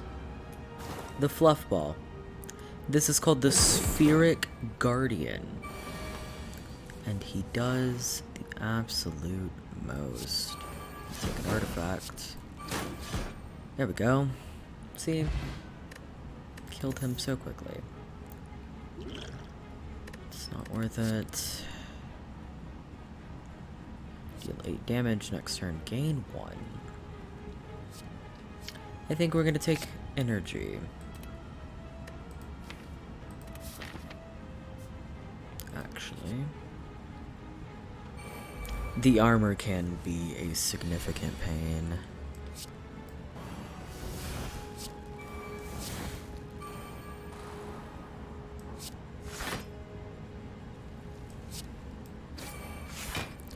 That is going to be unfortunate.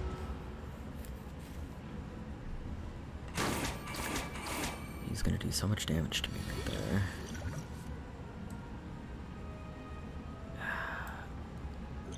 I don't think it's worth it. I'll gain the dexterity though. 12 damage twice. Neutralize. Defend. Strike. And take that damage, I guess.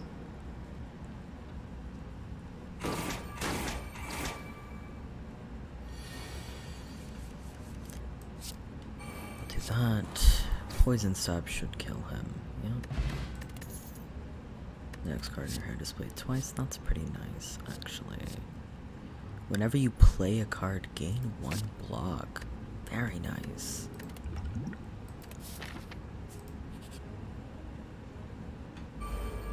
Oh, here's one I think Aya will enjoy. This is Snecko.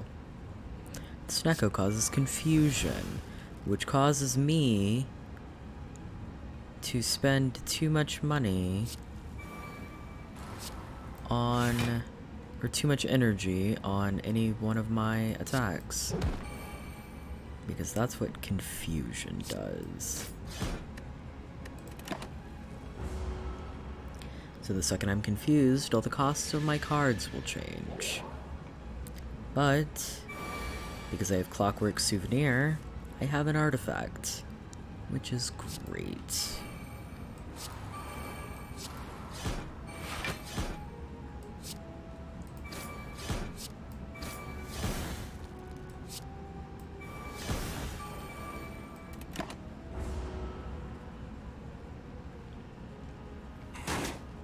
The Sneckos are extremely adorable.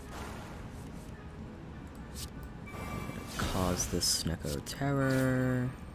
I'm going to do that.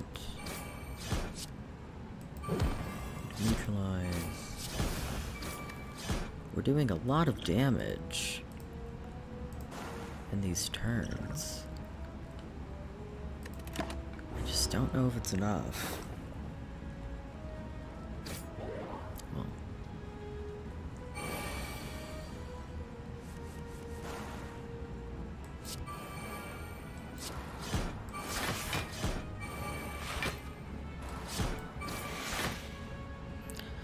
And there we are. That is the end of Snecko. This will apply 5 poison. We'll go ahead and get that. We will heal. Because, wow, that Snecko does a lot of damage. We will hopefully not die here. We're going to die here.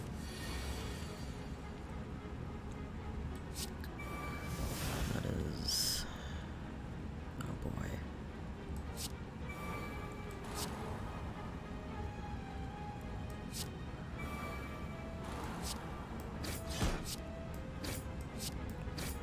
So I can kill him just as fast as possible. It's not great. That is what I'm afraid of. At least I am immune to most of what they're doing.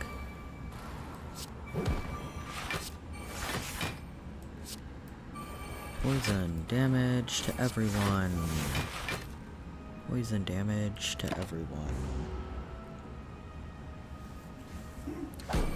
This is one of the genuinely worst fights, and it's because she heals. And it is awful. I'm gonna apply poison.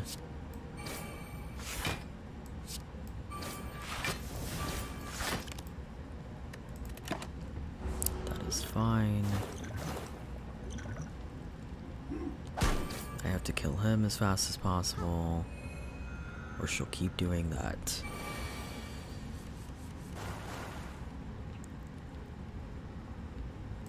We're going to put terror on her, 1,000 cuts, poison stab, deflect, and a shiv. That will kill him, I'm pretty sure. It will. That's perfect. You can up your strength all you want. It will not save you. From what is mostly poison.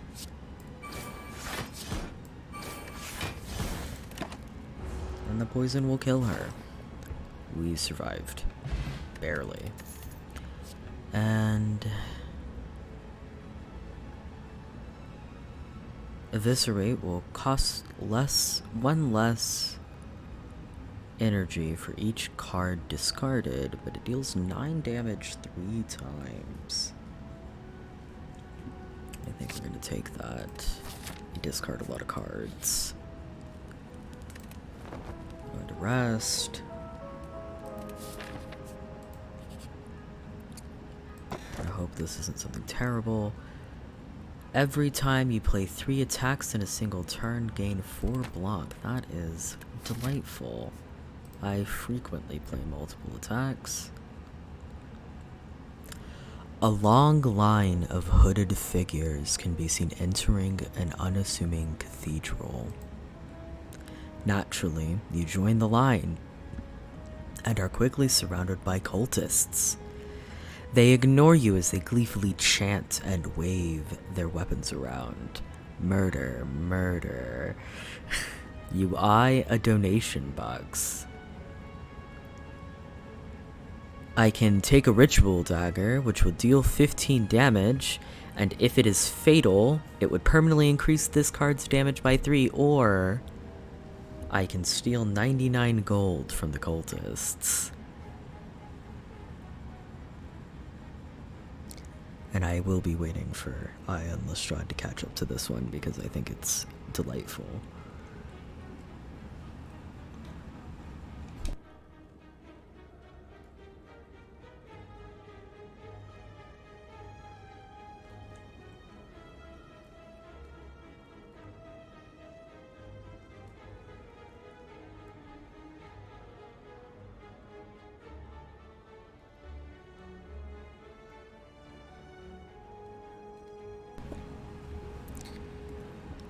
I will lose 6 health for stealing the dagger.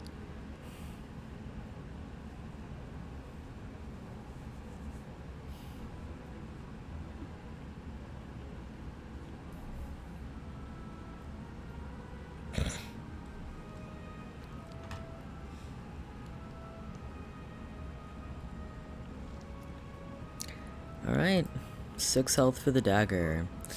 You decide to stay in line out of fear to see what will happen. Eventually you are face to face with the leader. A well-dressed cultist hands you an ornate dagger. Like the others before you, you slash your forearm and let the blood drip into a misshapen bowl. The cultists chant and holler for you. You chant too. Why not? We're gonna rest for dagger shenanigans.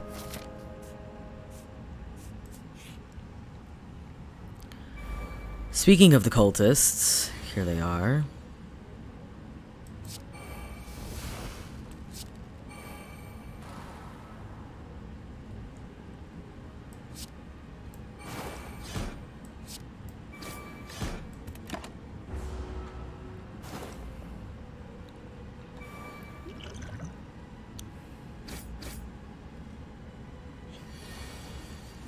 You did participate.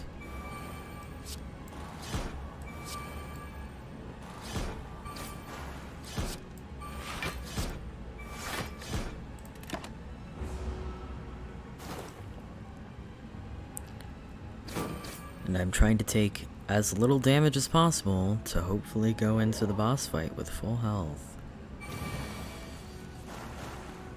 3 attacks in a single turn is what that is. Mostly I'm playing skills at the moment, but that's fine.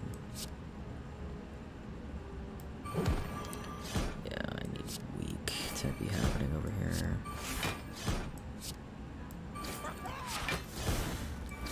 That's one of them dead. That's another dead. Soon. The cultists are extremely fun. This is a chosen cultist, by the way. I... Okay.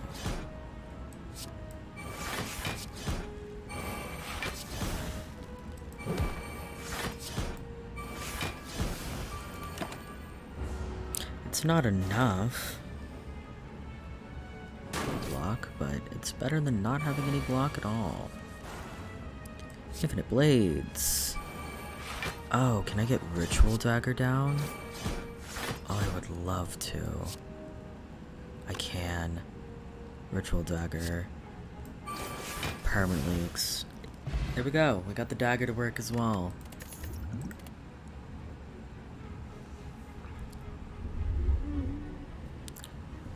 So this is all out attack. This is 10 damage to all enemies and discard 1 card at random. More poison, or at the start of every combat, I could just deal a free 11 damage. I will leave it up to you.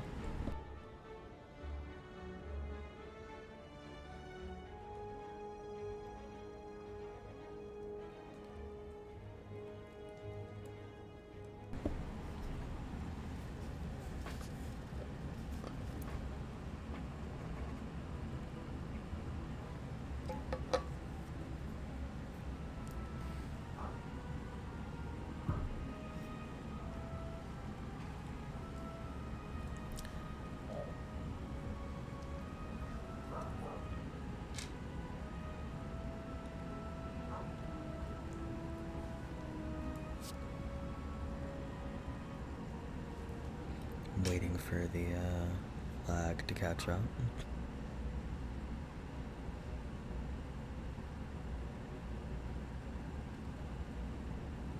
Backstab, Lestrade says.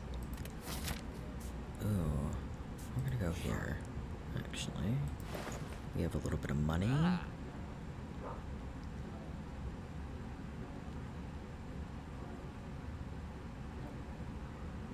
So,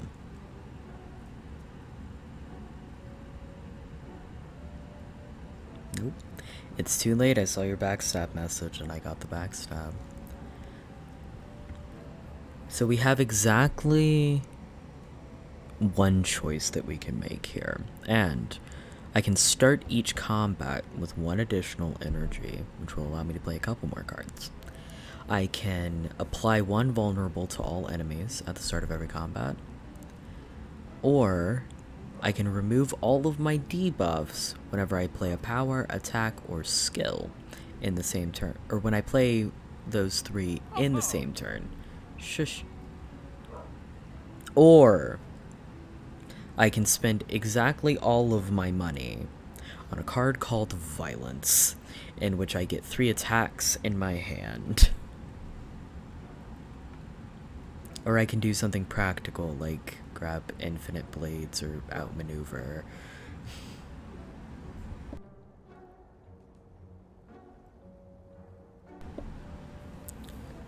But I'm not gonna lie. It's either the Lantern or Violence, I think, are my personal feelings on the matter.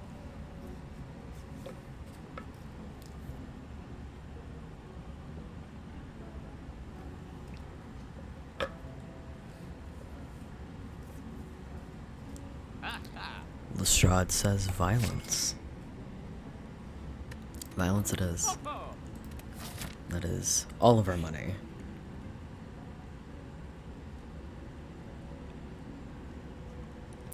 Before you lies an elaborate shrine to a forgotten spirit. I can transform a card. What is Violence? No, that is not what I want. Actually, what if I... Glass Knife. Dash! Deal 10 damage, gain 10 block. As the power of the shrine flows through you, your mind feels altered. You're not allowed to buy the rug. Oh yeah. The rug is not for sale.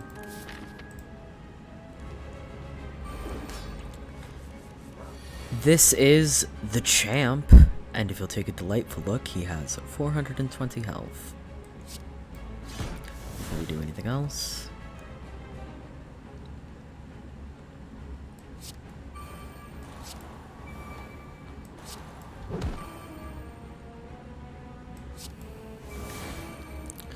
I'm about to eat 12 damage, but it's about to be so worth it.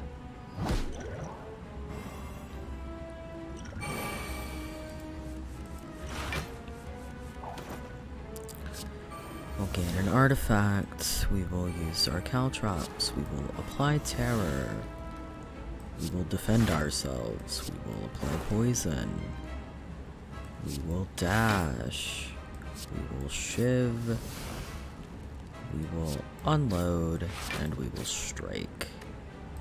And we will have only 1 point of damage that we take and all that.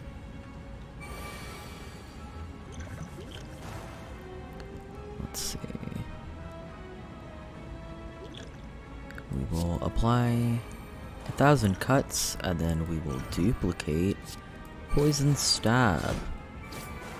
For just the most damage, we will defend ourselves, we will deflect, and then we will hit him for 1 point of damage.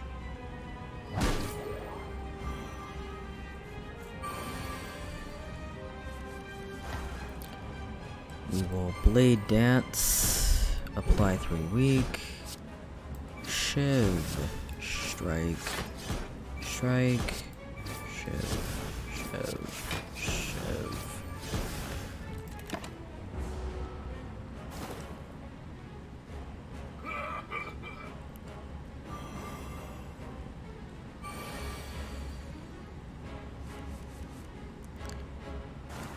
We will commit violence. We will dash to get some block. Definitely do that. That is 3 points of damage that we're about to take.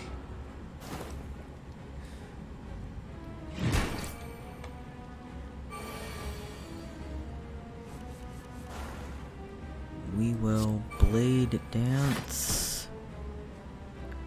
We will poison, defend, and then 4 shivs.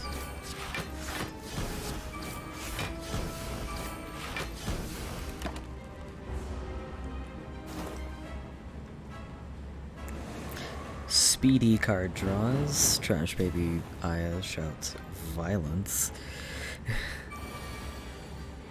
He is about to do 48 damage to me. That is not great.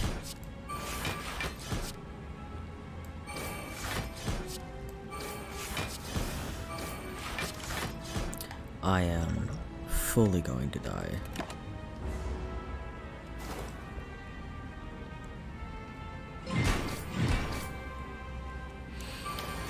We're not dead.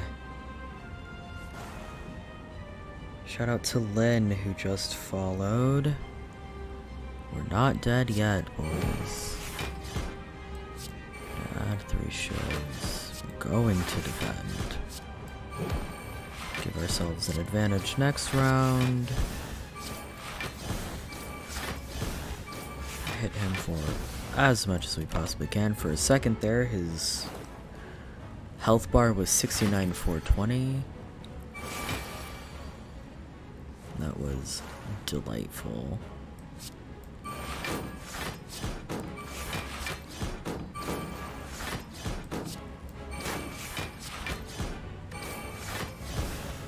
Alright, we have 27 block. He does 22 damage. I will not face your wrath. I will stand here.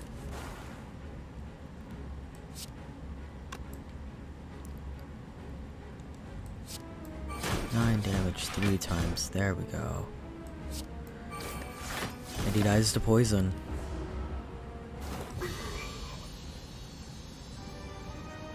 And I survived the second boss fight with 11 health. I can play another 1,000 cuts. I can get Phantasmal Killer, which makes all of my attacks deal double damage on my next turn. Or I can get 2 block every time I play a card. I will let you guys decide.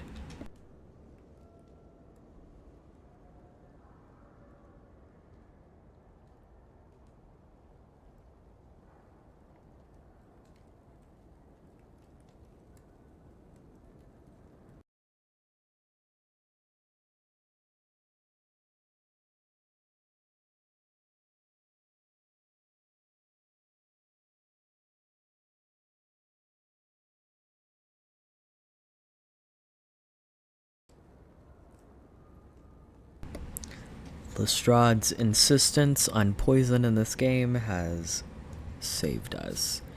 And we are taking Phantasmal Killer at Aya's request. We have the Philosopher's Stone, which will gain more energy at the start of my turn, but all enemies start combat with 1 additional strength. I can gain energy at the start of my turn, but whenever I open a non-boss chest, I obtain a curse. Or during boss and elite combats, gain energy at the start of your turn. Unfortunately, that is the best of those 3. And here is the 3rd and final act. You guys are fine. It's giving me a chance to relax.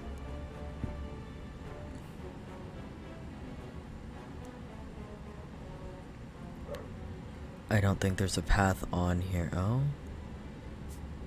There is a path on here without an elite fight. And I am going to take it. But here is the new interesting... There's thorns. Of course you have thorns.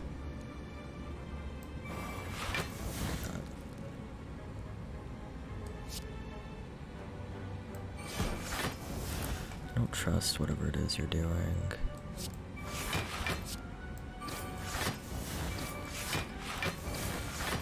There we go. I do not know if we make it through all the way to the boss fight, to be completely honest with you, but we might. We will take violence. We'll deal the damage.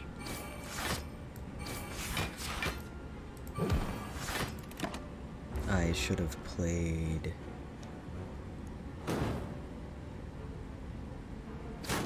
Should have played Neutralize first there, but it's fine. Stop having thorns. Stop it.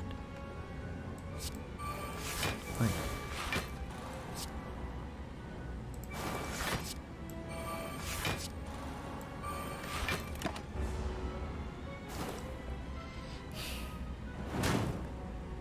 The rock, this spiker right here.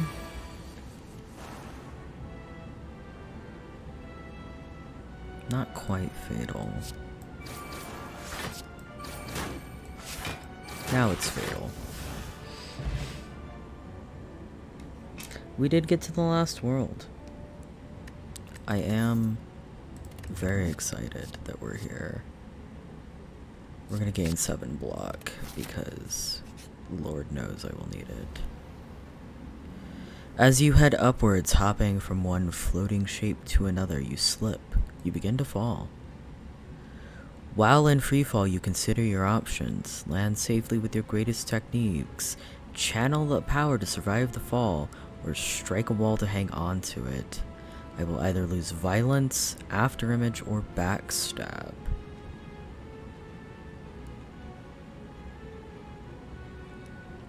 Which are 3 of my best cards. But I'm not gonna lie to you guys. Despite all the money we spent on violence, I think we should just land.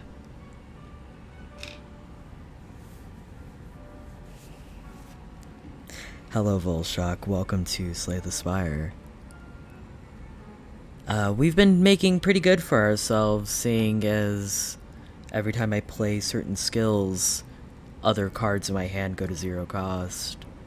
So I'm just attacking for free. But after image, every time I play a card, I get a block. I could get rid of a backstab, I think. It's just 11 damage.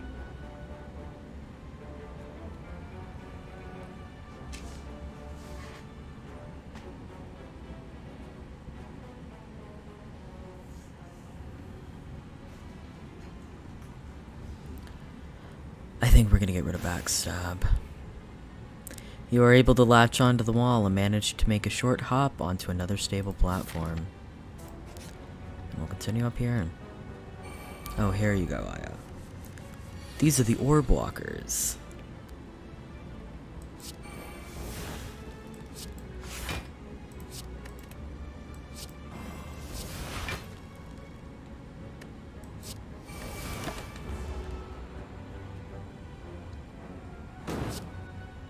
Working and lurking.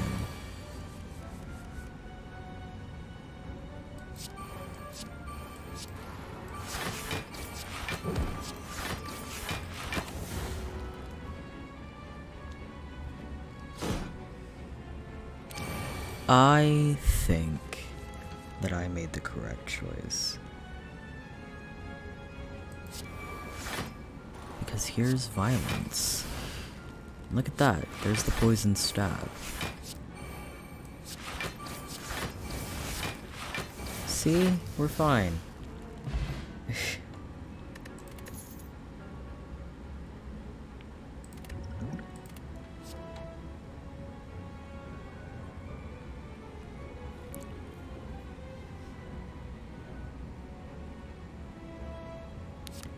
I can get bullet time, where I cannot draw additional cards, but I reduce the cost of all the cards in my hand to 0. Heal hook, where if the enemy is weak, I deal 5 damage, gain energy, and draw 1 card. Or dodge and roll, where I gain 4 block, and next turn I also gain 4 block.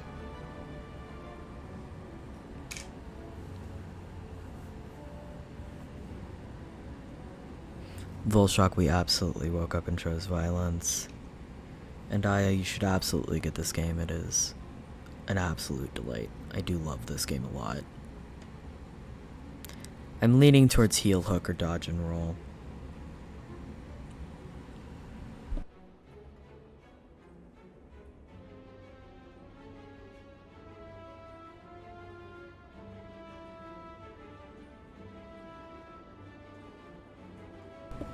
Thank you for the host, Kid Knives. I appreciate it a lot.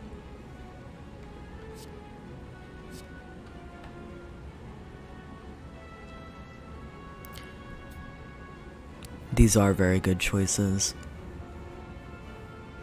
Heal hook could be really good, especially because I have a lot of 3 or 2 cost cards. I'm gonna go with heal hook.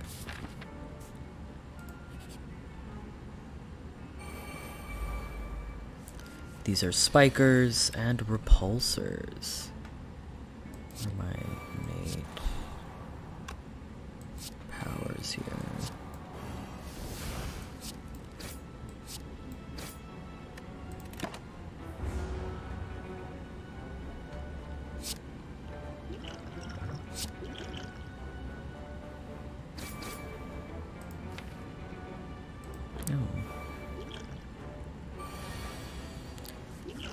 Of them. Okay, what are the top 3 cards here? 3 defenses, absolutely.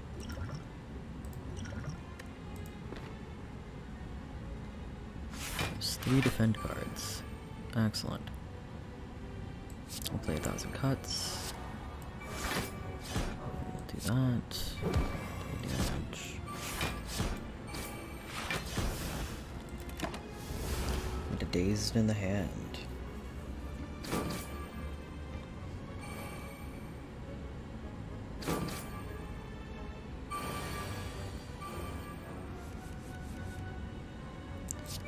After image, more block. We'll get rid of that.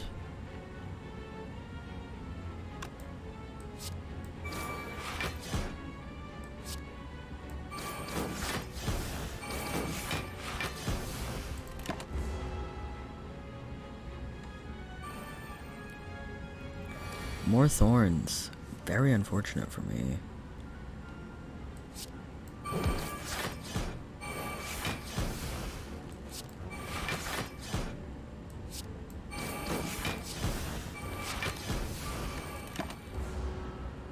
Worth it.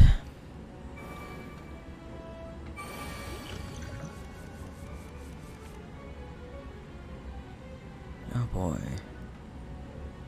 Oh boy. Need defense up before I start swinging on him. This might kill me. It killed me too. Mutual defeats. Unfortunate. Floors climbed, 38. Enemies slain, 15. Exordium elites killed, 0. City elites killed, 0. Beyond elites killed, 0. Bosses slain, 2. I have unlocked new cards to show up in future runs. And my personal favorite character in this game.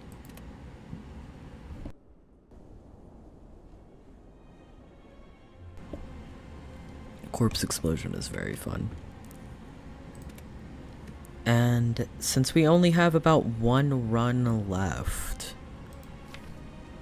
do we want to go back to our first champion, replay as the Silent, or try out the Defect?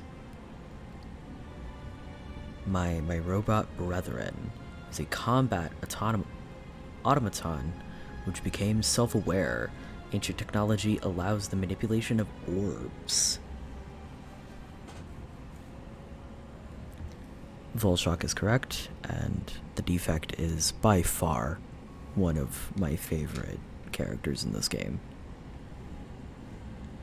Alright, the Orb Boy it is. Another try.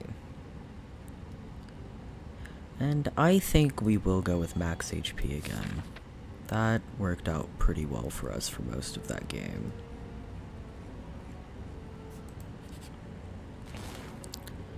Derobit.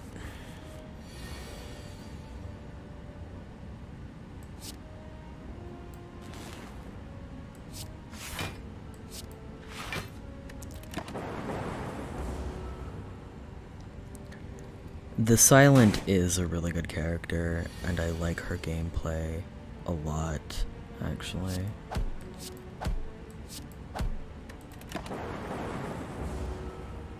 I like the Orb Boy because he's almost an AFK type of character. I think that's why the Defect is so fun.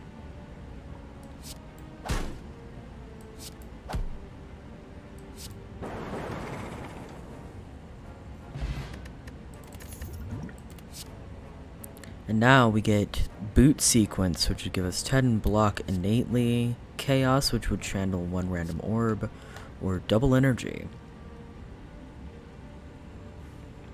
which would allow us to cast up to 6 cards, or 6 cost worth of cards.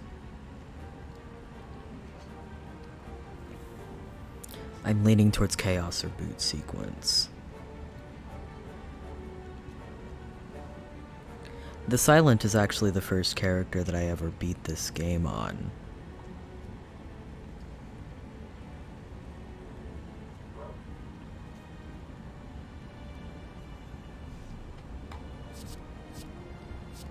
But I'm leaning Chaos or Boot Sequence.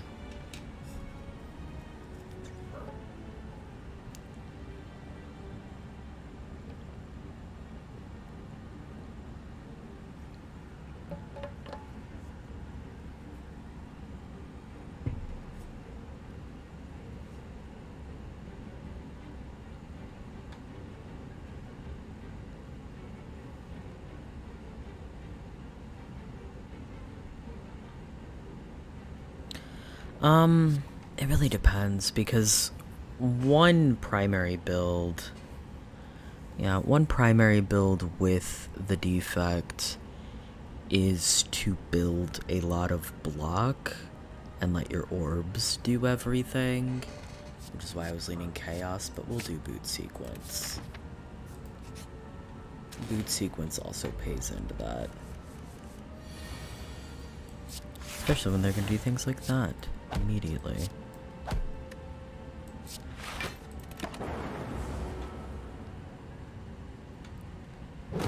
Double Energy is rough because I only have 11 cards in my entire hand, so it's hard to justify 6 cost worth of... It would work out better for me down the road, sure, but...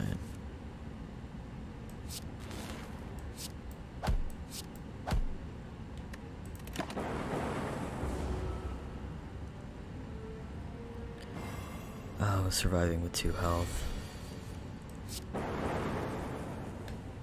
Very unfortunate. Oh, here we go.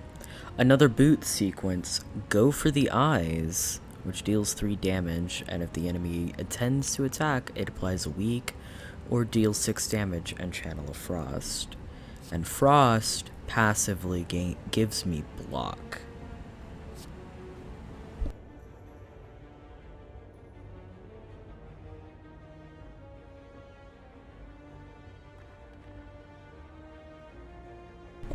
I think either Cold Snap or Go for the Eyes is the better card here.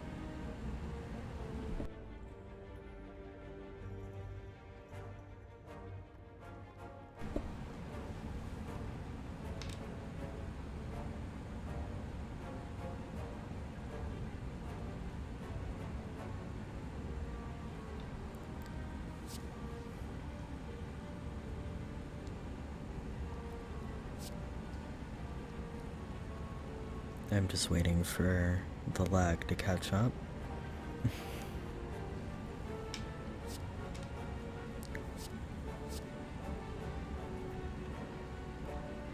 Cold Snap or boot sequence? Cold Snap it is. I don't want to go to the merchant right now. More of the louts. Don't need to do that. Just hit. Now we'll do that.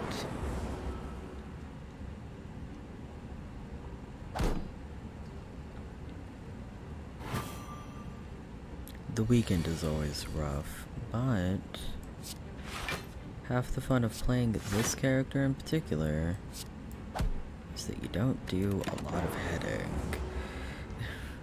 You mostly just let the orbs handle it.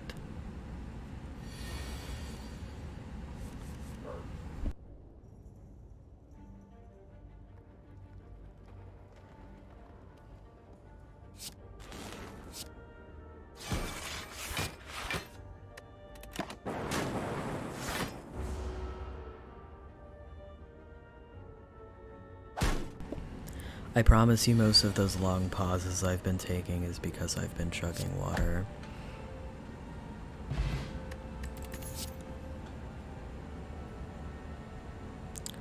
We're gonna go ahead and take another cold snap because it is beneficial to me.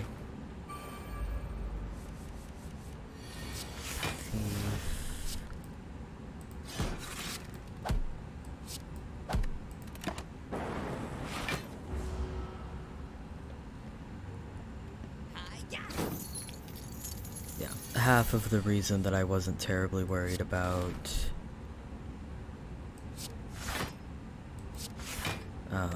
waiting for you guys to catch up on the lag end is because I've been chugging water in those moments. That's great. There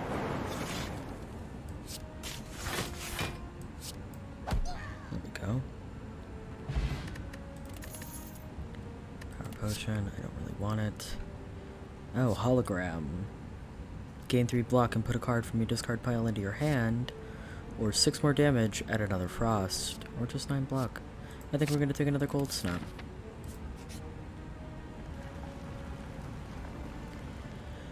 You come across an inconspicuous pedestal with a shining gold idol sitting peacefully atop. It looks incredibly valuable. You sure don't see any traps nearby. I'm gonna take the golden idol. As you grab the idol and stow it away, a giant boulder smashes through the ceiling into the ground next to you. You realize that the floor is slanted downwards as the boulder starts to run towards you. I can outrun and become cursed with injury. I can smash it and take 20 damage, or I can hide and lose 6 max HP. And honestly, I took the 7 HP max at the beginning of this, so I'm gonna lose it. Squish! The boulder flattens you a little as it passes by, but otherwise you can get out of here. Have fun. Thank you for the lurk.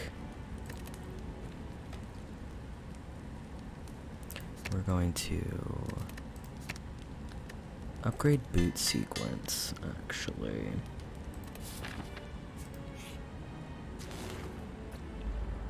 And this is our last run of the game.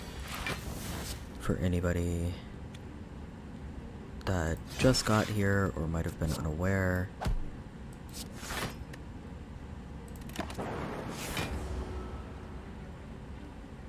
once we either die or beat the game here, we are gonna go ahead and go log off for the night.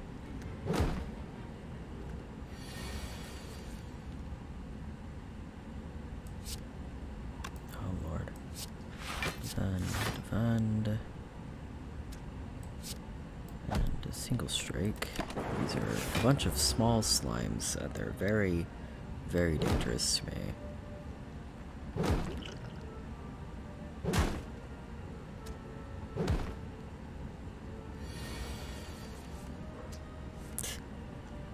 I did in fact turn into a flat screen, however briefly.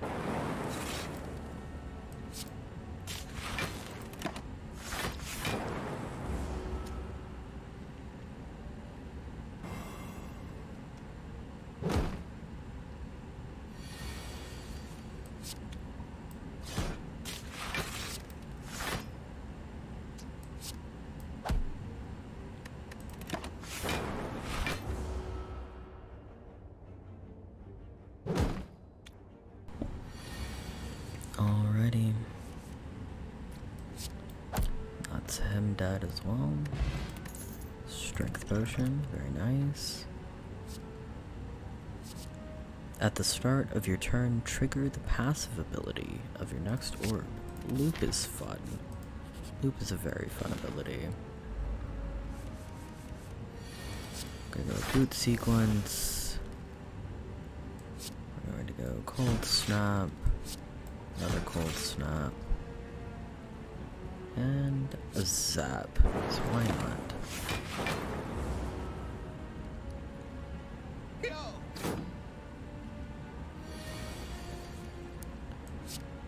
Another cold snap. Strike. A strike. I will take some damage for it, but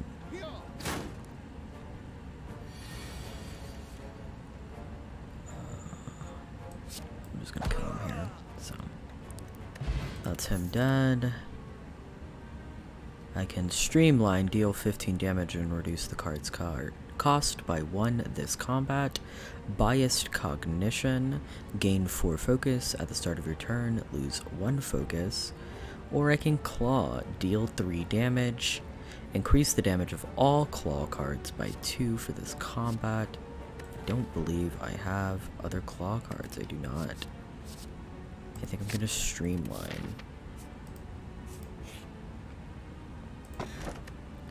Every 3 times you shuffle your draw pile, gain 2 energy.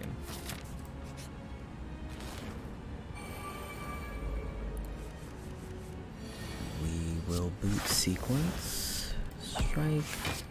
Strike. Defend.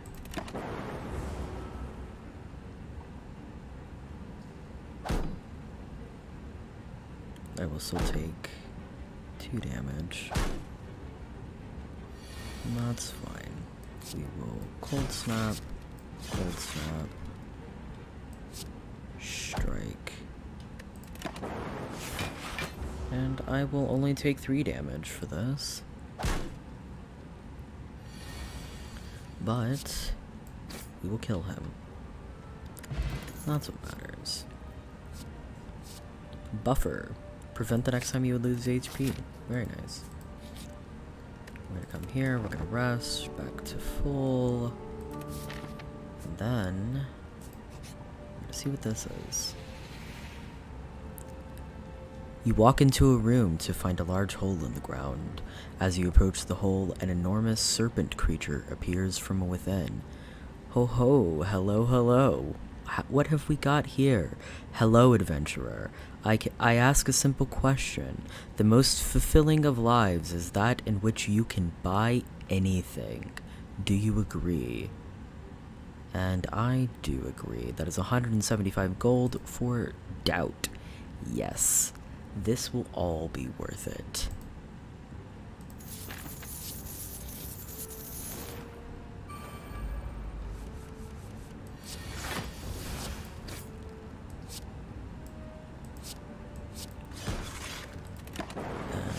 we will do a significant amount of damage in our first round.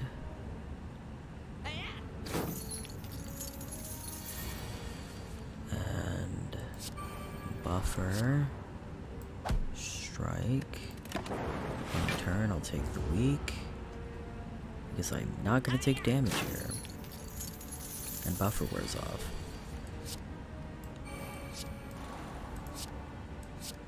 4 damage, channel lightning, and he's dead.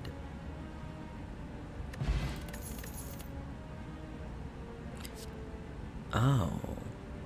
So reinforced body would gain 7 block X amount of time, sleep would give you 9 block, and blizzard would deal damage equal to 2 times the number of frost channeled this combat to all enemies.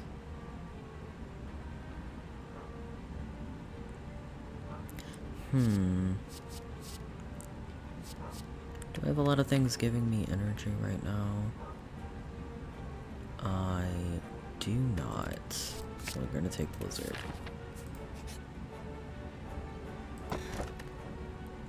Whenever you obtain a curse, increase your max HP by 6.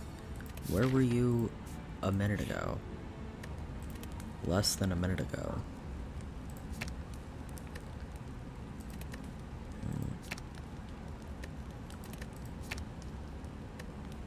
We're gonna upgrade buffer.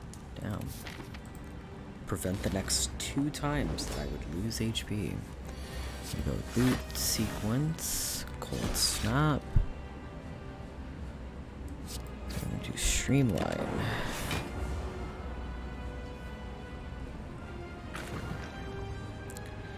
Bunch of slime cards, that's fine, we're gonna channel.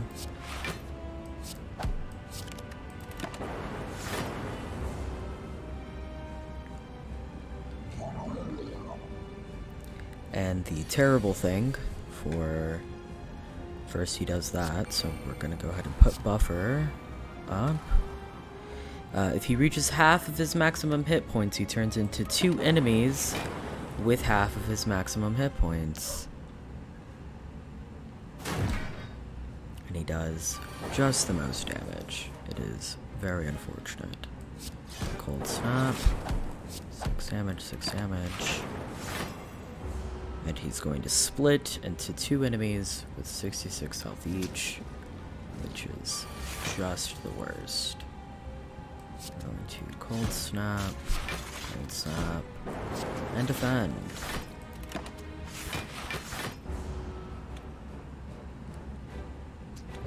Because I'm still about to take damage from this. There goes buffer. We will channel a lightning, strike, defend. And we will have just enough block to ignore this damage. We'll go ahead and drink this. We'll streamline, dual cast, defend. These are not as cute, Lestrade, you are correct. That is an acid slime, and these are 2 small spike slimes. And they are the worst. So this will do 8 damage. Get rid of that. And give Blizzard a chance to power up here. We're gonna take a lot of damage. Which is super unfortunate. We're going to cold snap, defend, and strike.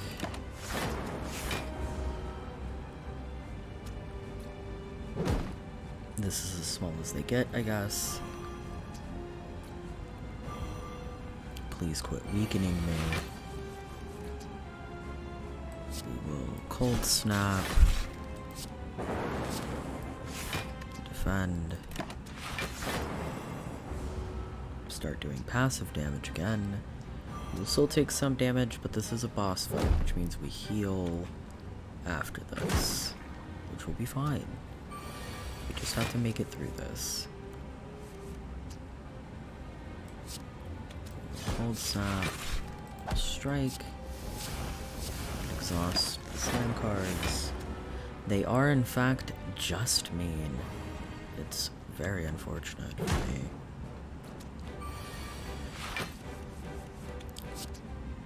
We will streamline and exhaust the slime.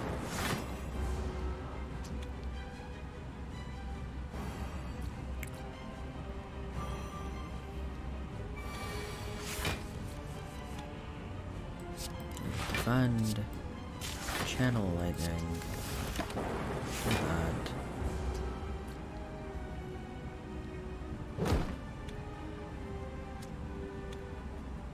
He will split into two and make my life significantly worse. We will Blizzard. Cold Snap. And Strike. We will take damage, which will be very unfortunate, but should not quite kill him here. Lightning will go. There it is, through the boss fight. Oh yes, the rainbow. Replaces cracked core. If you end your turn with any empty orb slots, Channel of Frost. I don't know.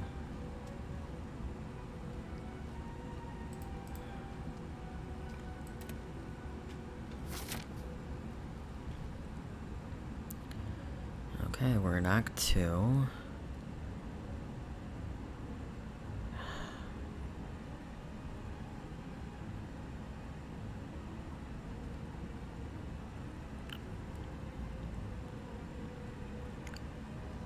If I want to go to the merchant, I have to participate in an elite fight, which is just terrible. It's just the worst thing.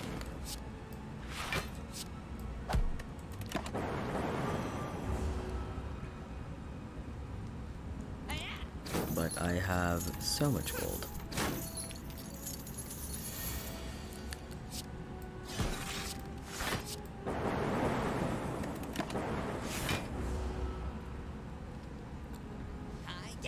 And I'm losing health to thieves.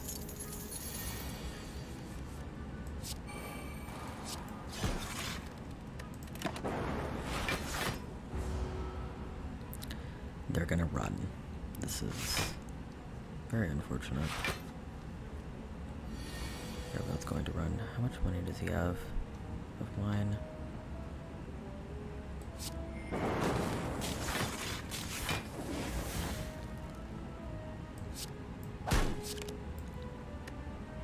It is not enough. They're going to leave. They've taken my money. Very unfortunate. Just don't do the damage that the silent does.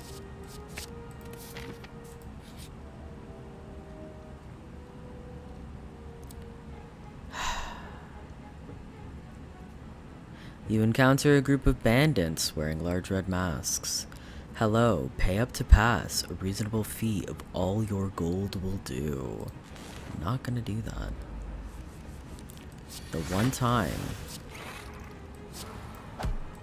and I say, oh, I'll go through specifically to go see the merchant, I run into thieves and bandits, quite literally. Oh, that's Bear. This is Pointy, Romeo, and Bear, which are fascinating names.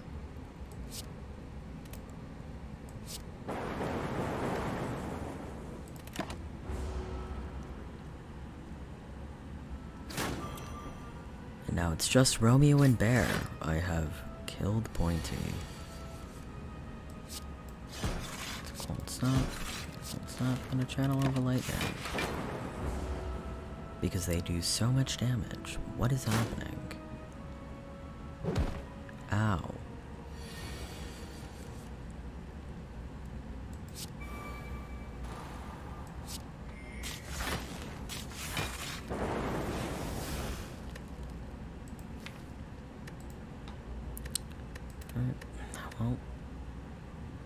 I might die here.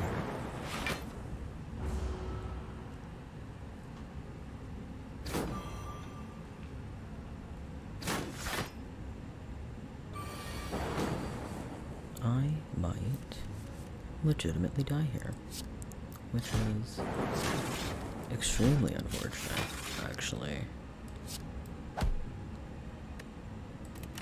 Oh.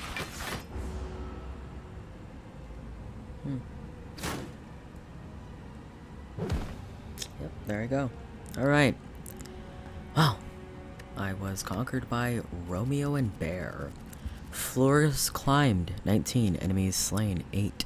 Exordium elites killed, 0. City elites killed, 0. Bosses slain, 1. And,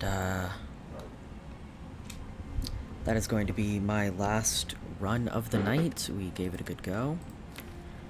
1 run on each character. Started with the Ironclad, with the Silent, and the Defect. But that is our game, and we will go ahead back to our ending soon screen, in which I will put my face back up here. Maybe. I remember how to do that.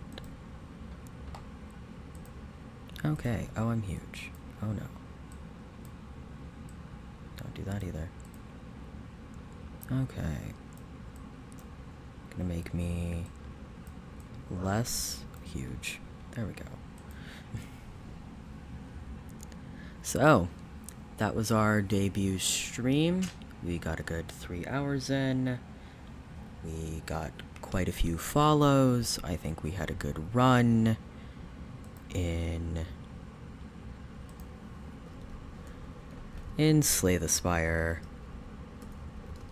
And yeah, so the current streaming schedule, as I have set it up to be, will be that Tuesdays at around probably closer to about 3 p.m. Pacific time, which would be 6 p.m.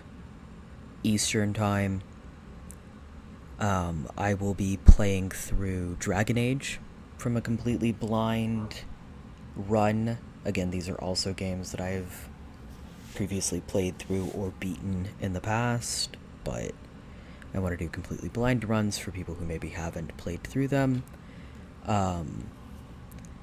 Then Wednesdays, we will kind of play whatever the week takes us to or whatever I'm feeling in the moment. So they will either be planned out early in the week or will be blind streams. And then Thursdays, we will go ahead and do more Slay the Spire. So, and I will be posting that on my Twitter as well, and I will be updating those streams week by week. They should also be set on Twitch. If you go to my main channel, there's like a schedule tab, and you can check that and see what's going on there and all of that. But I think we are potentially going to see about raiding somebody, but I want to see who's online or what's going on. So I am opening Twitch so that I can see what's happening. And it seems like it's just Raglan online, so we're gonna go raid Prince Raglan, actually, once I remember how to raid. Because I know exactly what I'm doing at all times.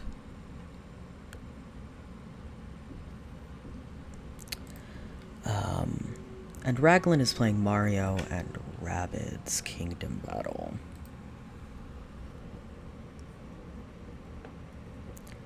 Raid. Prince. Raglan. Is that the command? There we go.